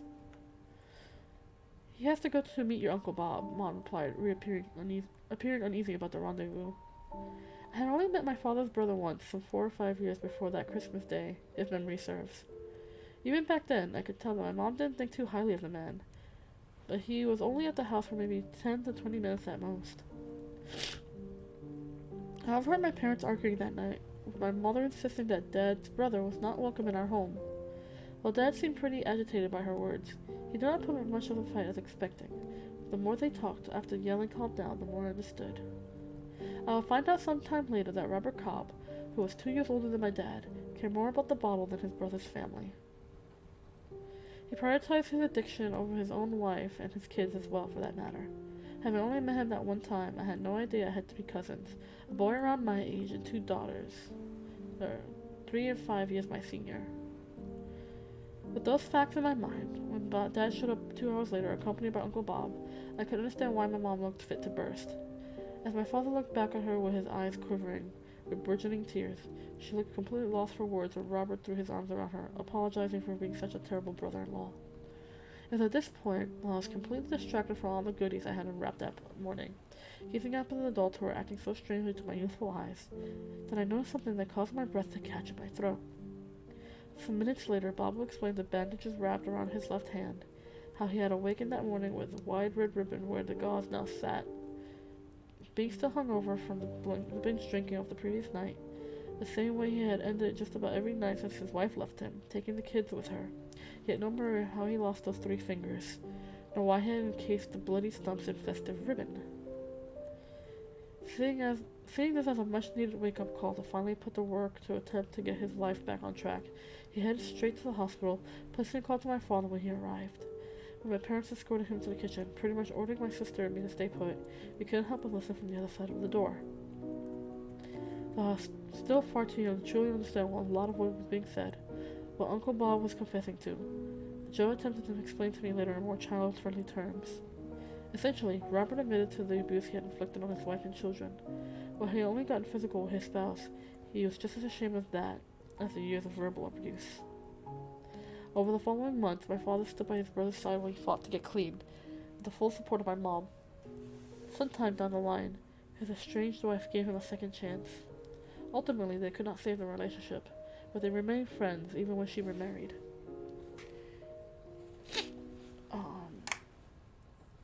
He would, however, become far more involved in the lives of his children, as well as his niece and nephew. To this day, Uncle Bob keeps in touch. I don't see him as much as I used to, him or my cousins, but that's just part of getting older, I suppose. We all still get together for dinner and Christmas, the latter being more important to my uncle than any other holiday, as that is the anniversary when he realized the monster he had become. Oftentimes I allow myself to believe that the memories I still hold of the man I met that early Christmas morning are nothing more than an especially vivid dream that sticks with me to this day. The fact that the patchwork individual in the red suit was missing the same 3 fingers my uncle lost track of some hours after that bizarre dream, I just chalked up to the unexplainable coincidence of a strangely prophetic flight of fancy of a sleeping mind. Of course, there are other times when I fully and truly believe that I did uncover the truth behind the mystical saint of the season, the extreme measures he took to be able to continue this mission throughout the centuries. Not only that, but I think it is very likely he had a fully fingered left hand by the time the sun set on that Christmas day. Though I never saw him again after that night, I believe it was that experience that drove me to at least attempt to grow up to be a good man. That, as well as the lesson my parents taught me. Yes, there have been hard times that almost inspired me to stray from that path, as life does tend to toss a few curveballs even at the most prepared for the worst. But I've always been able to find my way back. Perhaps it's not the most honorable motivation, the fear of having bits and pieces of myself cut and stripped away to fix up a broken fender or two on Santa's sleigh, so to speak. But it's something at least. Believe my story or not, it's pretty far-fetched, I can't deny that. All I ask, when all is said and done, just be good, for goodness sake. No clear brain. I like that. That was good. That was weirdly funny to me. A patchwork Santa. I liked that. That was good. I'm so upset. Why did I get to read Christmas creepypastas? Oh, this year's Christmas, I promise. Y'all have to remind me. I will read Christmas creepypastas. I will have to at this point. It would be like a necessity to do so. I have to. This was good. This was a fun one. A patchwork Santa. And the only way he maintains himself is by taking the parts of naughty adults. I stand for that. like that is an appropriate punishment for adults. Because when kids are naughty, it's like they either learn from it or they don't, you know, depending on how they're raised. Adults behave naughty, and not the fun kind of naughty. You know, they know better. Adults know better. We as adults know better, so, I don't know. That was terrible. Terrible, but like in a good way, like, oh, the dude just lost Santa got 3 fingers that night. Oh, that was awful. Oh, man. I mean, good for Santa, but awful for Uncle Bob. Jesus Christ. Okay, let's see. Oh, they have Backrooms creepypasta? Let's go. We're not gonna read it today, though. It looks like this particular one is cut up into 3 parts. Oh, I will definitely want to try to read that next time, though. Definitely. Oh,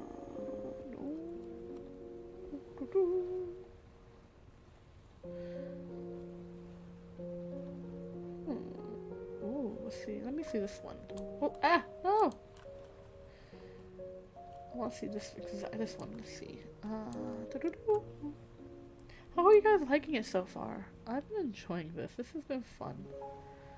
That's actually quite long. I don't think we have that time for that. Oh, ooh, this one seems interesting. Oh, I can read this one. This would be perfect, actually. Let's see. Bottle Caps by Morning Owl. Oh god, sniffly. Okay. Let's see. Let me take a sip of tea real quick. Mmm.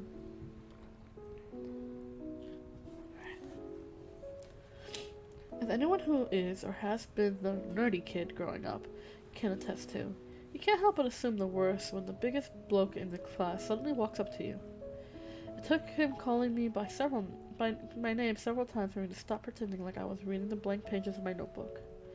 Instead of barraging me with all the usual insults about my glasses, my clothes, or my bowl cut, however, he just grinned down at me and asked, "Oh, hey, newbie, you play caps?" I shook my head.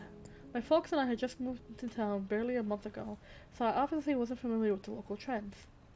Bottle caps, or just caps, was apparently an infamous kid game that had recently made its resurgence and was being played across the entire school. I say infamous, because many parents saw it as a gateway to subsequent gambling habits, and actively encouraged teachers to be on the lookout for students participating in it. Ironically, that only added to the game's sort of underground appeal. The concerns weren't unfounded, as kids will often be coaxed by their peers into wagering their allowance or other possessions. The rules of the game are deceptively simple. At the start of the game, each player grabs 4 random bottle caps from their set. Each cap would have a number written on the inside of it, showing the amount of points said cap is worth. The number can be 5, 10, 15, 20, or 25. The players then take turns guessing how many points the other has. Every time they are wrong, their opponent must tell them they guess either higher or lower during their next turn. If a player suspects that they are being misdirected, they can call their opponent out. A player wins by either guessing the exact number of points their opponent has, catching them lying, or being called out for lying when they actually weren't. Regardless of the outcome, both players flip their caps at the end of the game, revealing their score and proving that they haven't cheated. Needless to say, I lost my lunch money that day, but a few pounds was a small price to pay for the thrill of taking part in something I wasn't supposed to. That's how it started. After a few weeks, my own parents could hardly recognize me. I stopped studying, which my grades inevitably began to reflect. The only reason I went to school was to play caps with the lads. Perhaps beginning to suspect what was going on, my mom started packing my lunch instead of giving me money. Unfortunately, that only resulted in me sneaking stuff out of the house that I could gamble with instead. I was much too young to grasp the concept of serious addiction. Little I realized that I was spiraling headfirst toward it. Oh my gosh, excuse me. Ah, the worst. The others convinced me to stop attending classes altogether. We'd spend our weekdays behind an abandoned gym, where we'd smoke, scribble pricks on the walls, and of course, play caps. But there was also another reason we went there. Once in a while, this kooky old man from across the street would come down and pay us a visit. In hindsight, the guy was clearly unwell. He was grossly malnourished, somehow appearing skinnier and skinnier each time we saw him.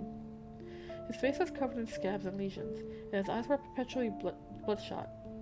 He never gave us his name, so we just called him Mr. Sag, on account of his propensity for wearing absurdly oversized jumpers. According to him, he and his friends were the ones who originally came up with our favorite activity back when they were around our age. Usually, he'd just sit there and watch us play for a few hours before going back inside.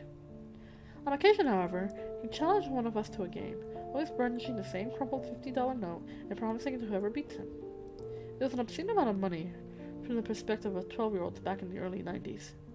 Not that we'd ever know. You would think that, for a game so reliant on chance, one of us was bound to get lucky eventually, but the shifty old nutter always managed to weasel out in the end. Every time it seemed like he was about to lose, he'd suddenly make a random guess, which just so happened to be the correct one. We were convinced that he was cheating, but we couldn't figure out how. The bottle caps we used were all from the same brand of Coke. There shouldn't have been any way of differentiating between them. He was either being helped by someone, or had one hell of an eye for detail. Perhaps it was that time we tilted the odds in our favor a little bit as well. Cheating at caps is considered a local taboo and a reliable way of getting your teeth kicked in if caught. Given the circumstances, however, we figured that turnabout is fair play. A functional set consists of 4 caps from each of the 5 respective values, totaling at 20 per set. Given each of them some sort of distinguishing mark would have been too obvious, especially if old Mrs. Sag was really that perceptive. To mine and everyone else's surprise, it was I who came up with the idea we eventually ended up going with. plan was to make a new rigged set made up of 16 caps worth the same amount of points. In this case, 10, and only 4 of a different one, 15. Only those 4 would have been marked if, in some ideally inconspicuous way, they would have to search them out from the rest. The idea was that you always know what your opponent has regardless of what they pick, while also being able to ensure that you aren't more than 4 caps of a single value between you two, since that would have given it away. The trap was set. All that was left now was for our guest of honor to make his appearance. Mr. Sachs showed up late the following afternoon.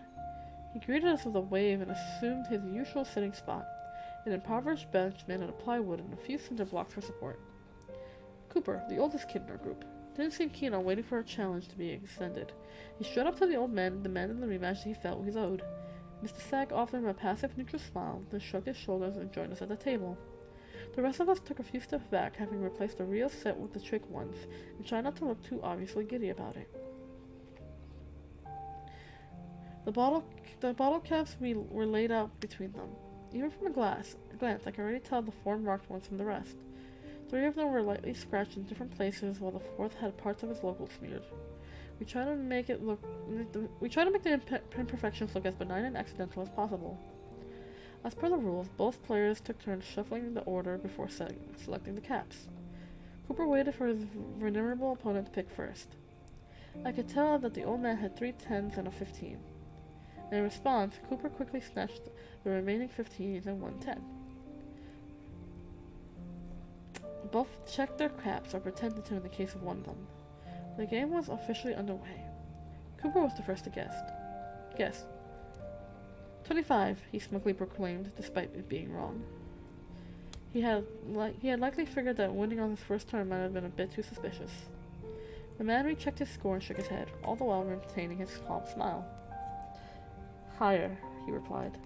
His voice was so weak and raspy that it sounded like he was constantly struggling for air. It was his turn to guess. How about 70? Cooper made a clicking noise with his tongue and leaned back, giving the thumbs down. The whole game only lasted 3 rounds. Mr. Sachs came dangerously close to hitting his mark on both subsequent attempts, forcing Cooper to just pull the trigger and get it over with. 45. And just like that, it was over. I couldn't believe it. The plan actually worked. Cooper shot me a sly glance, his grin wider than ever, which I couldn't help but reciprocate. He extended his hands toward the dumbstruck man sitting across from him, expecting his due reward. We were all taken aback as the man's sullen grimace suddenly turned to laughter. He cackled, wheezed, and then cackled some more. I'm not sure what sort of reaction we expected, but it certainly wasn't that. Before our now confused Cooper had the chance to retract his hand, Mr. Sag grabbed it with both of his. He shook the boy's entire arm and then triumphantly slapped the coveted 50-pound note down in front of him. I had never seen the old man this lively before. He seemed genuinely overjoyed to have lost, as though a tremendous weight had been lifted off his shoulders. We looked in on the slim silence as he made his way over to the nearby intersection, laughing and cheering all the while. It was surreal just watching him stand there, tapping his feet against the pavement in celebrity fashion as the other pedestrians circled past him. He appeared to be waiting for something. Car slowed down, thinking it was intended on crossing, but the scaggy old geezer just waved him off with a smile. I think we broke him, boys, Cooper said in a self-satisfied tone, and then proceeded to wave his prize in each of our faces. I should have known better to expect my contribution to be acknowledged. All of a sudden, Mr. Sachs spun around theatrically. Our eyes locked. He smirked, gave a bow, and to our absolute horror, jumped backwards in front of an oncoming truck. The driver had no time to react. The initial collision sent the ragged man tumbling down beneath the wheels, where his body was effortlessly crushed under a massive vehicle's weight. There was a crunch, followed by a wet, squelching noise that caused me to look away. All around me there were screams of panic and confusion. Ambulance! Someone call an ambulance! A woman yelled. It was clearly much too late for that, though. The rest of the kids were quick to scatter. I felt Cooper grab me by the elbow and try to pull me back, but my body wouldn't move. It was like my soles were nailed to the ground. After a few attempts, he gave up and sprinted off as well. To this day, I'm not sure what compelled me to stay. Maybe it was shock, or perhaps it was a feeling of guilt. Whatever the case, step by timid step, I inched forward towards the scene of the crash. Childishly, a part of me still held out hope that he was going to turn out okay in the end. Such hopes were promptly dashed as soon as I squeezed through a crowd of concerned and morbidly curious adults that had gathered around the victim. Spattered against the black tarmac was an unrecognizable pile of meat.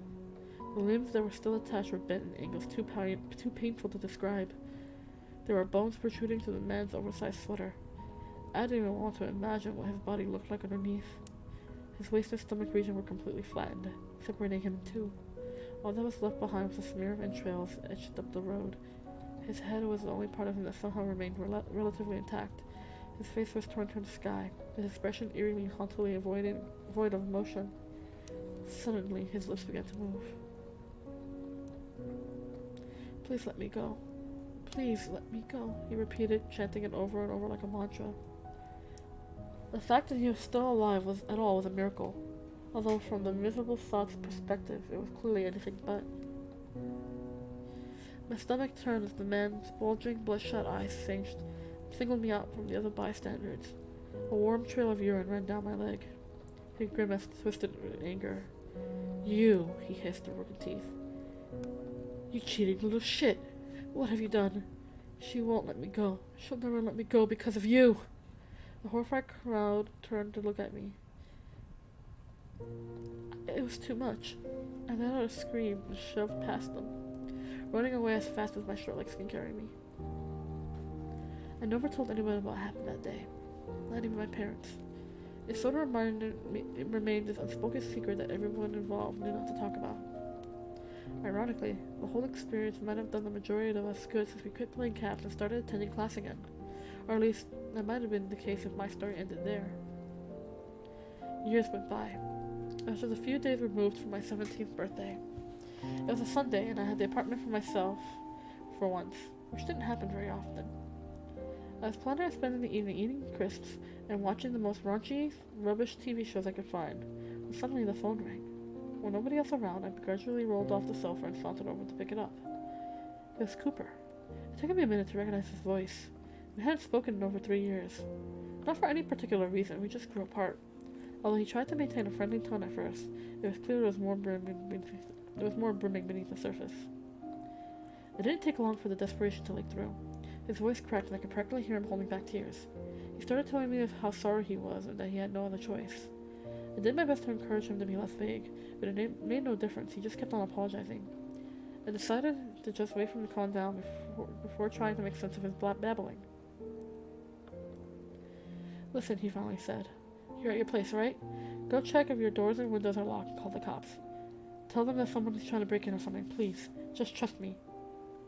I made an effort to extract more information, but my concerns remained unacknowledged. He kept insisting that I wouldn't believe him, and trying to tell him would only make me think that he was playing a prank on me. He asked if my folks around. I said no.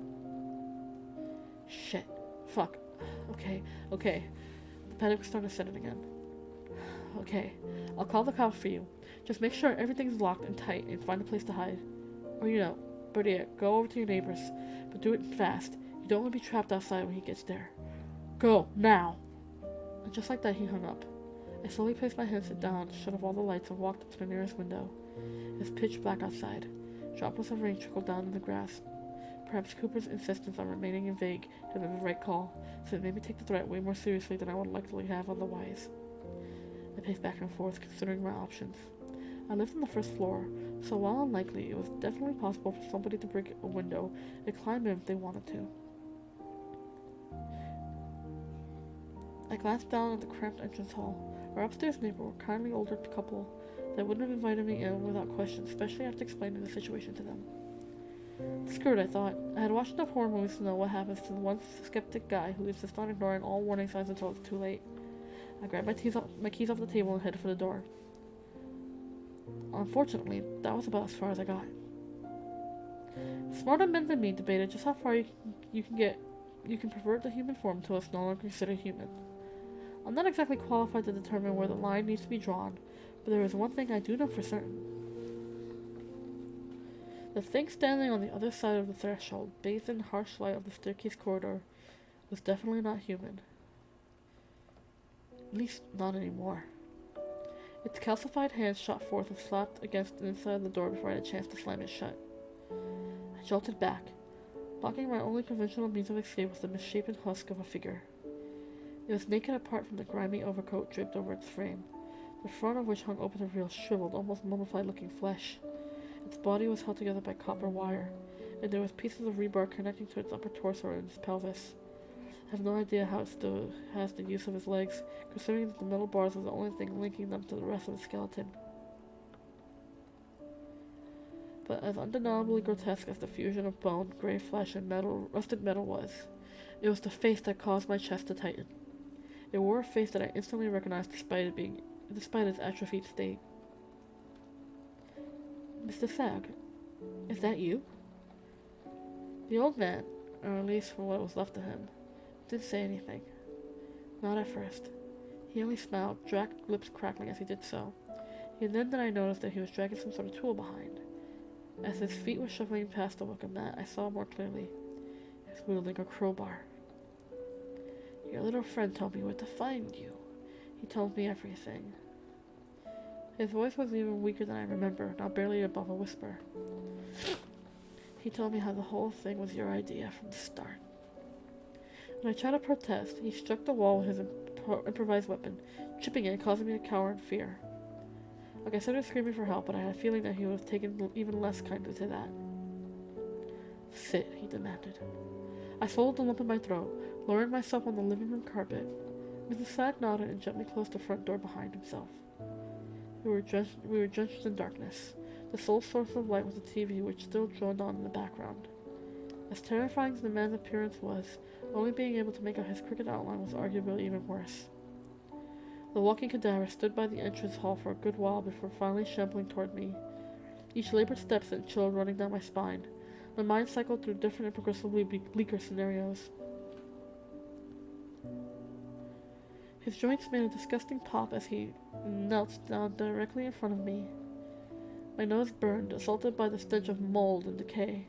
One half of his ghastly face became illuminated by the bluish light emanating from the TV, whereas the rest of him remained shrouded.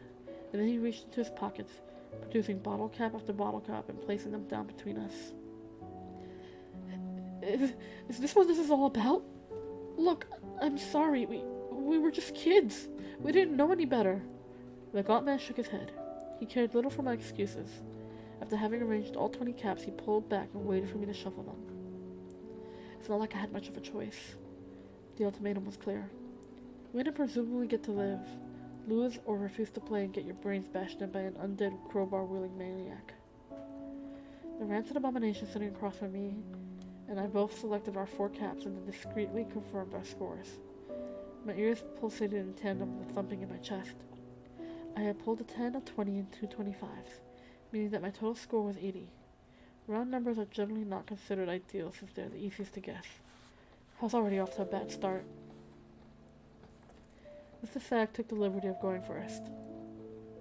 50. A predictable choice, not too close but not far off as I would have liked. Right now it was up to me to decide whether it was worth steering him away from the mark. Higher, I confessed after a few agonizing seconds of deliberation. He nodded. It was my turn. I didn't know where to start, so I just went with 50 as well. To my knowledge, nobody ever beat him fair and square. I very much doubted that I was going to be the first. The goal was to survive long enough to come up with some sort of escape plan. 60 was his subsequent guess. Higher, I replied, with even less confidence than before. I should have lied, but for some reason I once again found myself unable to. It was my turn again. 30. There wasn't a single feature of his that I could reliably read. It was like playing against a statue. Lower. If he was being truthful, then my only remaining choices were 20, which is the lowest possible score we could have, and 25, assuming, of course, that he had been leading me straight from the start. 70. I was pushed against a corner. How was I expected to keep a straight face in the pale mask of death staring literally right at me? His next turn would have almost certainly been my last if I didn't think of a way to stall him. I could have pretended like he was wrong. But there was this lingering feeling in my gut that he would have known regardless if I was willing to admit it right away or not. Suddenly I recalled something. A detail that I've been clinging on to ever since what happened at the intersection. I doubted that bringing it up would make a difference, but it was worth a shot, especially if it bought me some time. Who is she? I saw him tense up despite the timidness of my inquiry. Noticing his reaction, I pressed him out further, this time with a marginally more emphatic pitch to my tone. Back then, you said she won't let you go. What does that mean? Mr. Stagg looked down at the unfortunate state of his body. He ran a finger along the wires that bound his shriveled tissues together. There was a deep sense of regret and melancholy reflected in his sunken eyes. I was a boy about the same age as you when we first met. I was tired of always losing.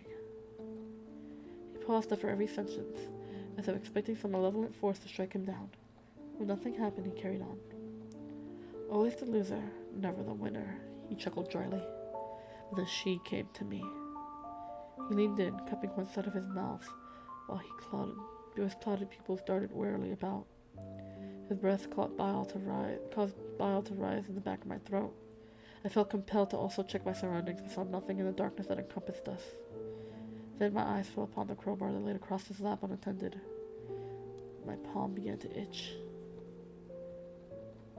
Lady Luck, he whispered. She offered me a deal and I took it. Now she won't let me go until... Knowing that I was unlikely to get another opening, I reached forth, snatched the steel bar, and dug its bent claw in the side of the corpse's neck. It was enough to knock him over. I crawled back until my shoulders hit a wall, then slowly rose to my feet. There was no blood. It was like his skin was made of paper. Once the initial shock subsided, I noticed him reaching to the tool embedded in his neck. I grabbed one of Mun's decorative pots from the counter and smashed it against his skull before running to the door. I stumbled down the single flight of stairs and, to my surprise and great relief, found two officers waiting for me at the bottom. All three of us heard the sound of glass shattering. When the cops went up to investigate, they only found a broken window. They searched the alleyways and then the whole block, but predictably discovered nobody matching my intruder's description. Of course, I spared them the more unbelievable parts of my account. They would have probably assumed that I was high if I told them some Frankenstein-looking monster bastard Some Frankenstein monster-looking bastard had broken into my home and forced me to play caps with him. I never heard from Cooper again. He was the one who rang the cops, so I can presume that they had some questions for him as well. If they did, I was never informed of the outcome. He had moved several times since we lost contact, so I had no idea where to find him. For all I know, Mr. Stagg could have gone back and finished the job, though I doubt that. If he wanted to straight up kill either of us, he would have done it. In fact, I don't think he was ever the real villain to begin with. He was but a symptom of something far more malevolent that's still out there, preying on the unsuspecting and the gullible among us. It has been over 2 decades. I've been through a divorce, married again, and had 2 kids that are currently in their preteens. This is the first time I'm telling you my story exactly how it happened. Why am I bringing it up now, you ask? It was my turn to drive the kids to school this morning. My daughter forgot her backpack, so I went to her room to go fetch it. When I picked it up the floor, however, I felt something jingle in one of the side pockets. The sound was all too familiar. I looked inside. What I found were exactly 20 bottle caps, each with a number written on the inside. I think we'll have to have a talk. Credit Morning Owl. That was so good. That was pretty good. That was actually kind of creepy. That was actually kind of creepy. That was really good. Oh my goodness, you guys. Those are some seriously good stories. Taking a bit of a stretch. Oh man, I love creepypastas. I don't care what anyone says, I love creepypastas. Creepypastas are so good. Reading other people's creepy stories are so fun. But I can't believe we ran through the time so quickly this time around. Oh my goodness. I don't feel like we spent enough time together, but I got things I gotta take care of. Unfortunately, so yeah, thank you all so much for hanging out with me. Thank you so much for being here.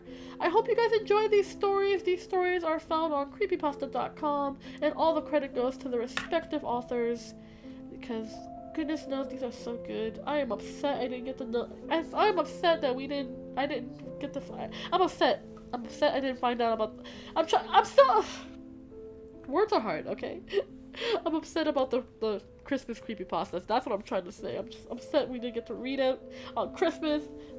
This year we're gonna do it. This Christmas, this upcoming Christmas, this year's Christmas, Christmas 2023. We're reading creepypastas. I'm gonna write that down so I can remember it for the rest of the year. That was so good. They're speedrunning creepypastas. I know. It did not feel like 2 hours already. I liked it the best. These are really good. These were really good ones. Definitely a lot better than the ones we picked out from Halloween. Some of the Halloween ones were kind of mid. These were good. These were very good. I love seeing talented writers. I love seeing talented writers make some seriously imaginative and spooky stuff. I love it. I love it so much. Alright, you guys, I'm gonna call it here because, yeah, I gotta do the adulting stuff. I gotta take care of things. I gotta make sure Creator and the sub-basements are fine since we had that alarm earlier, so hopefully everything is okay. I love you all so very, very, very much. And remember, hug your friends, tell someone you love them, and be a force for good in the world, because goodness knows the world needs more goodness. I love you guys. I can't wait to see you guys tomorrow. Tomorrow we're going back to playing the Boogeyman, so I hope you guys are ready to boogie. Oh gosh, it's gonna be so much fun, and my poor brain cell is gonna be put to the test once again. So I'm looking forward to it. Alright guys, I'll be seeing you tomorrow. Mwah!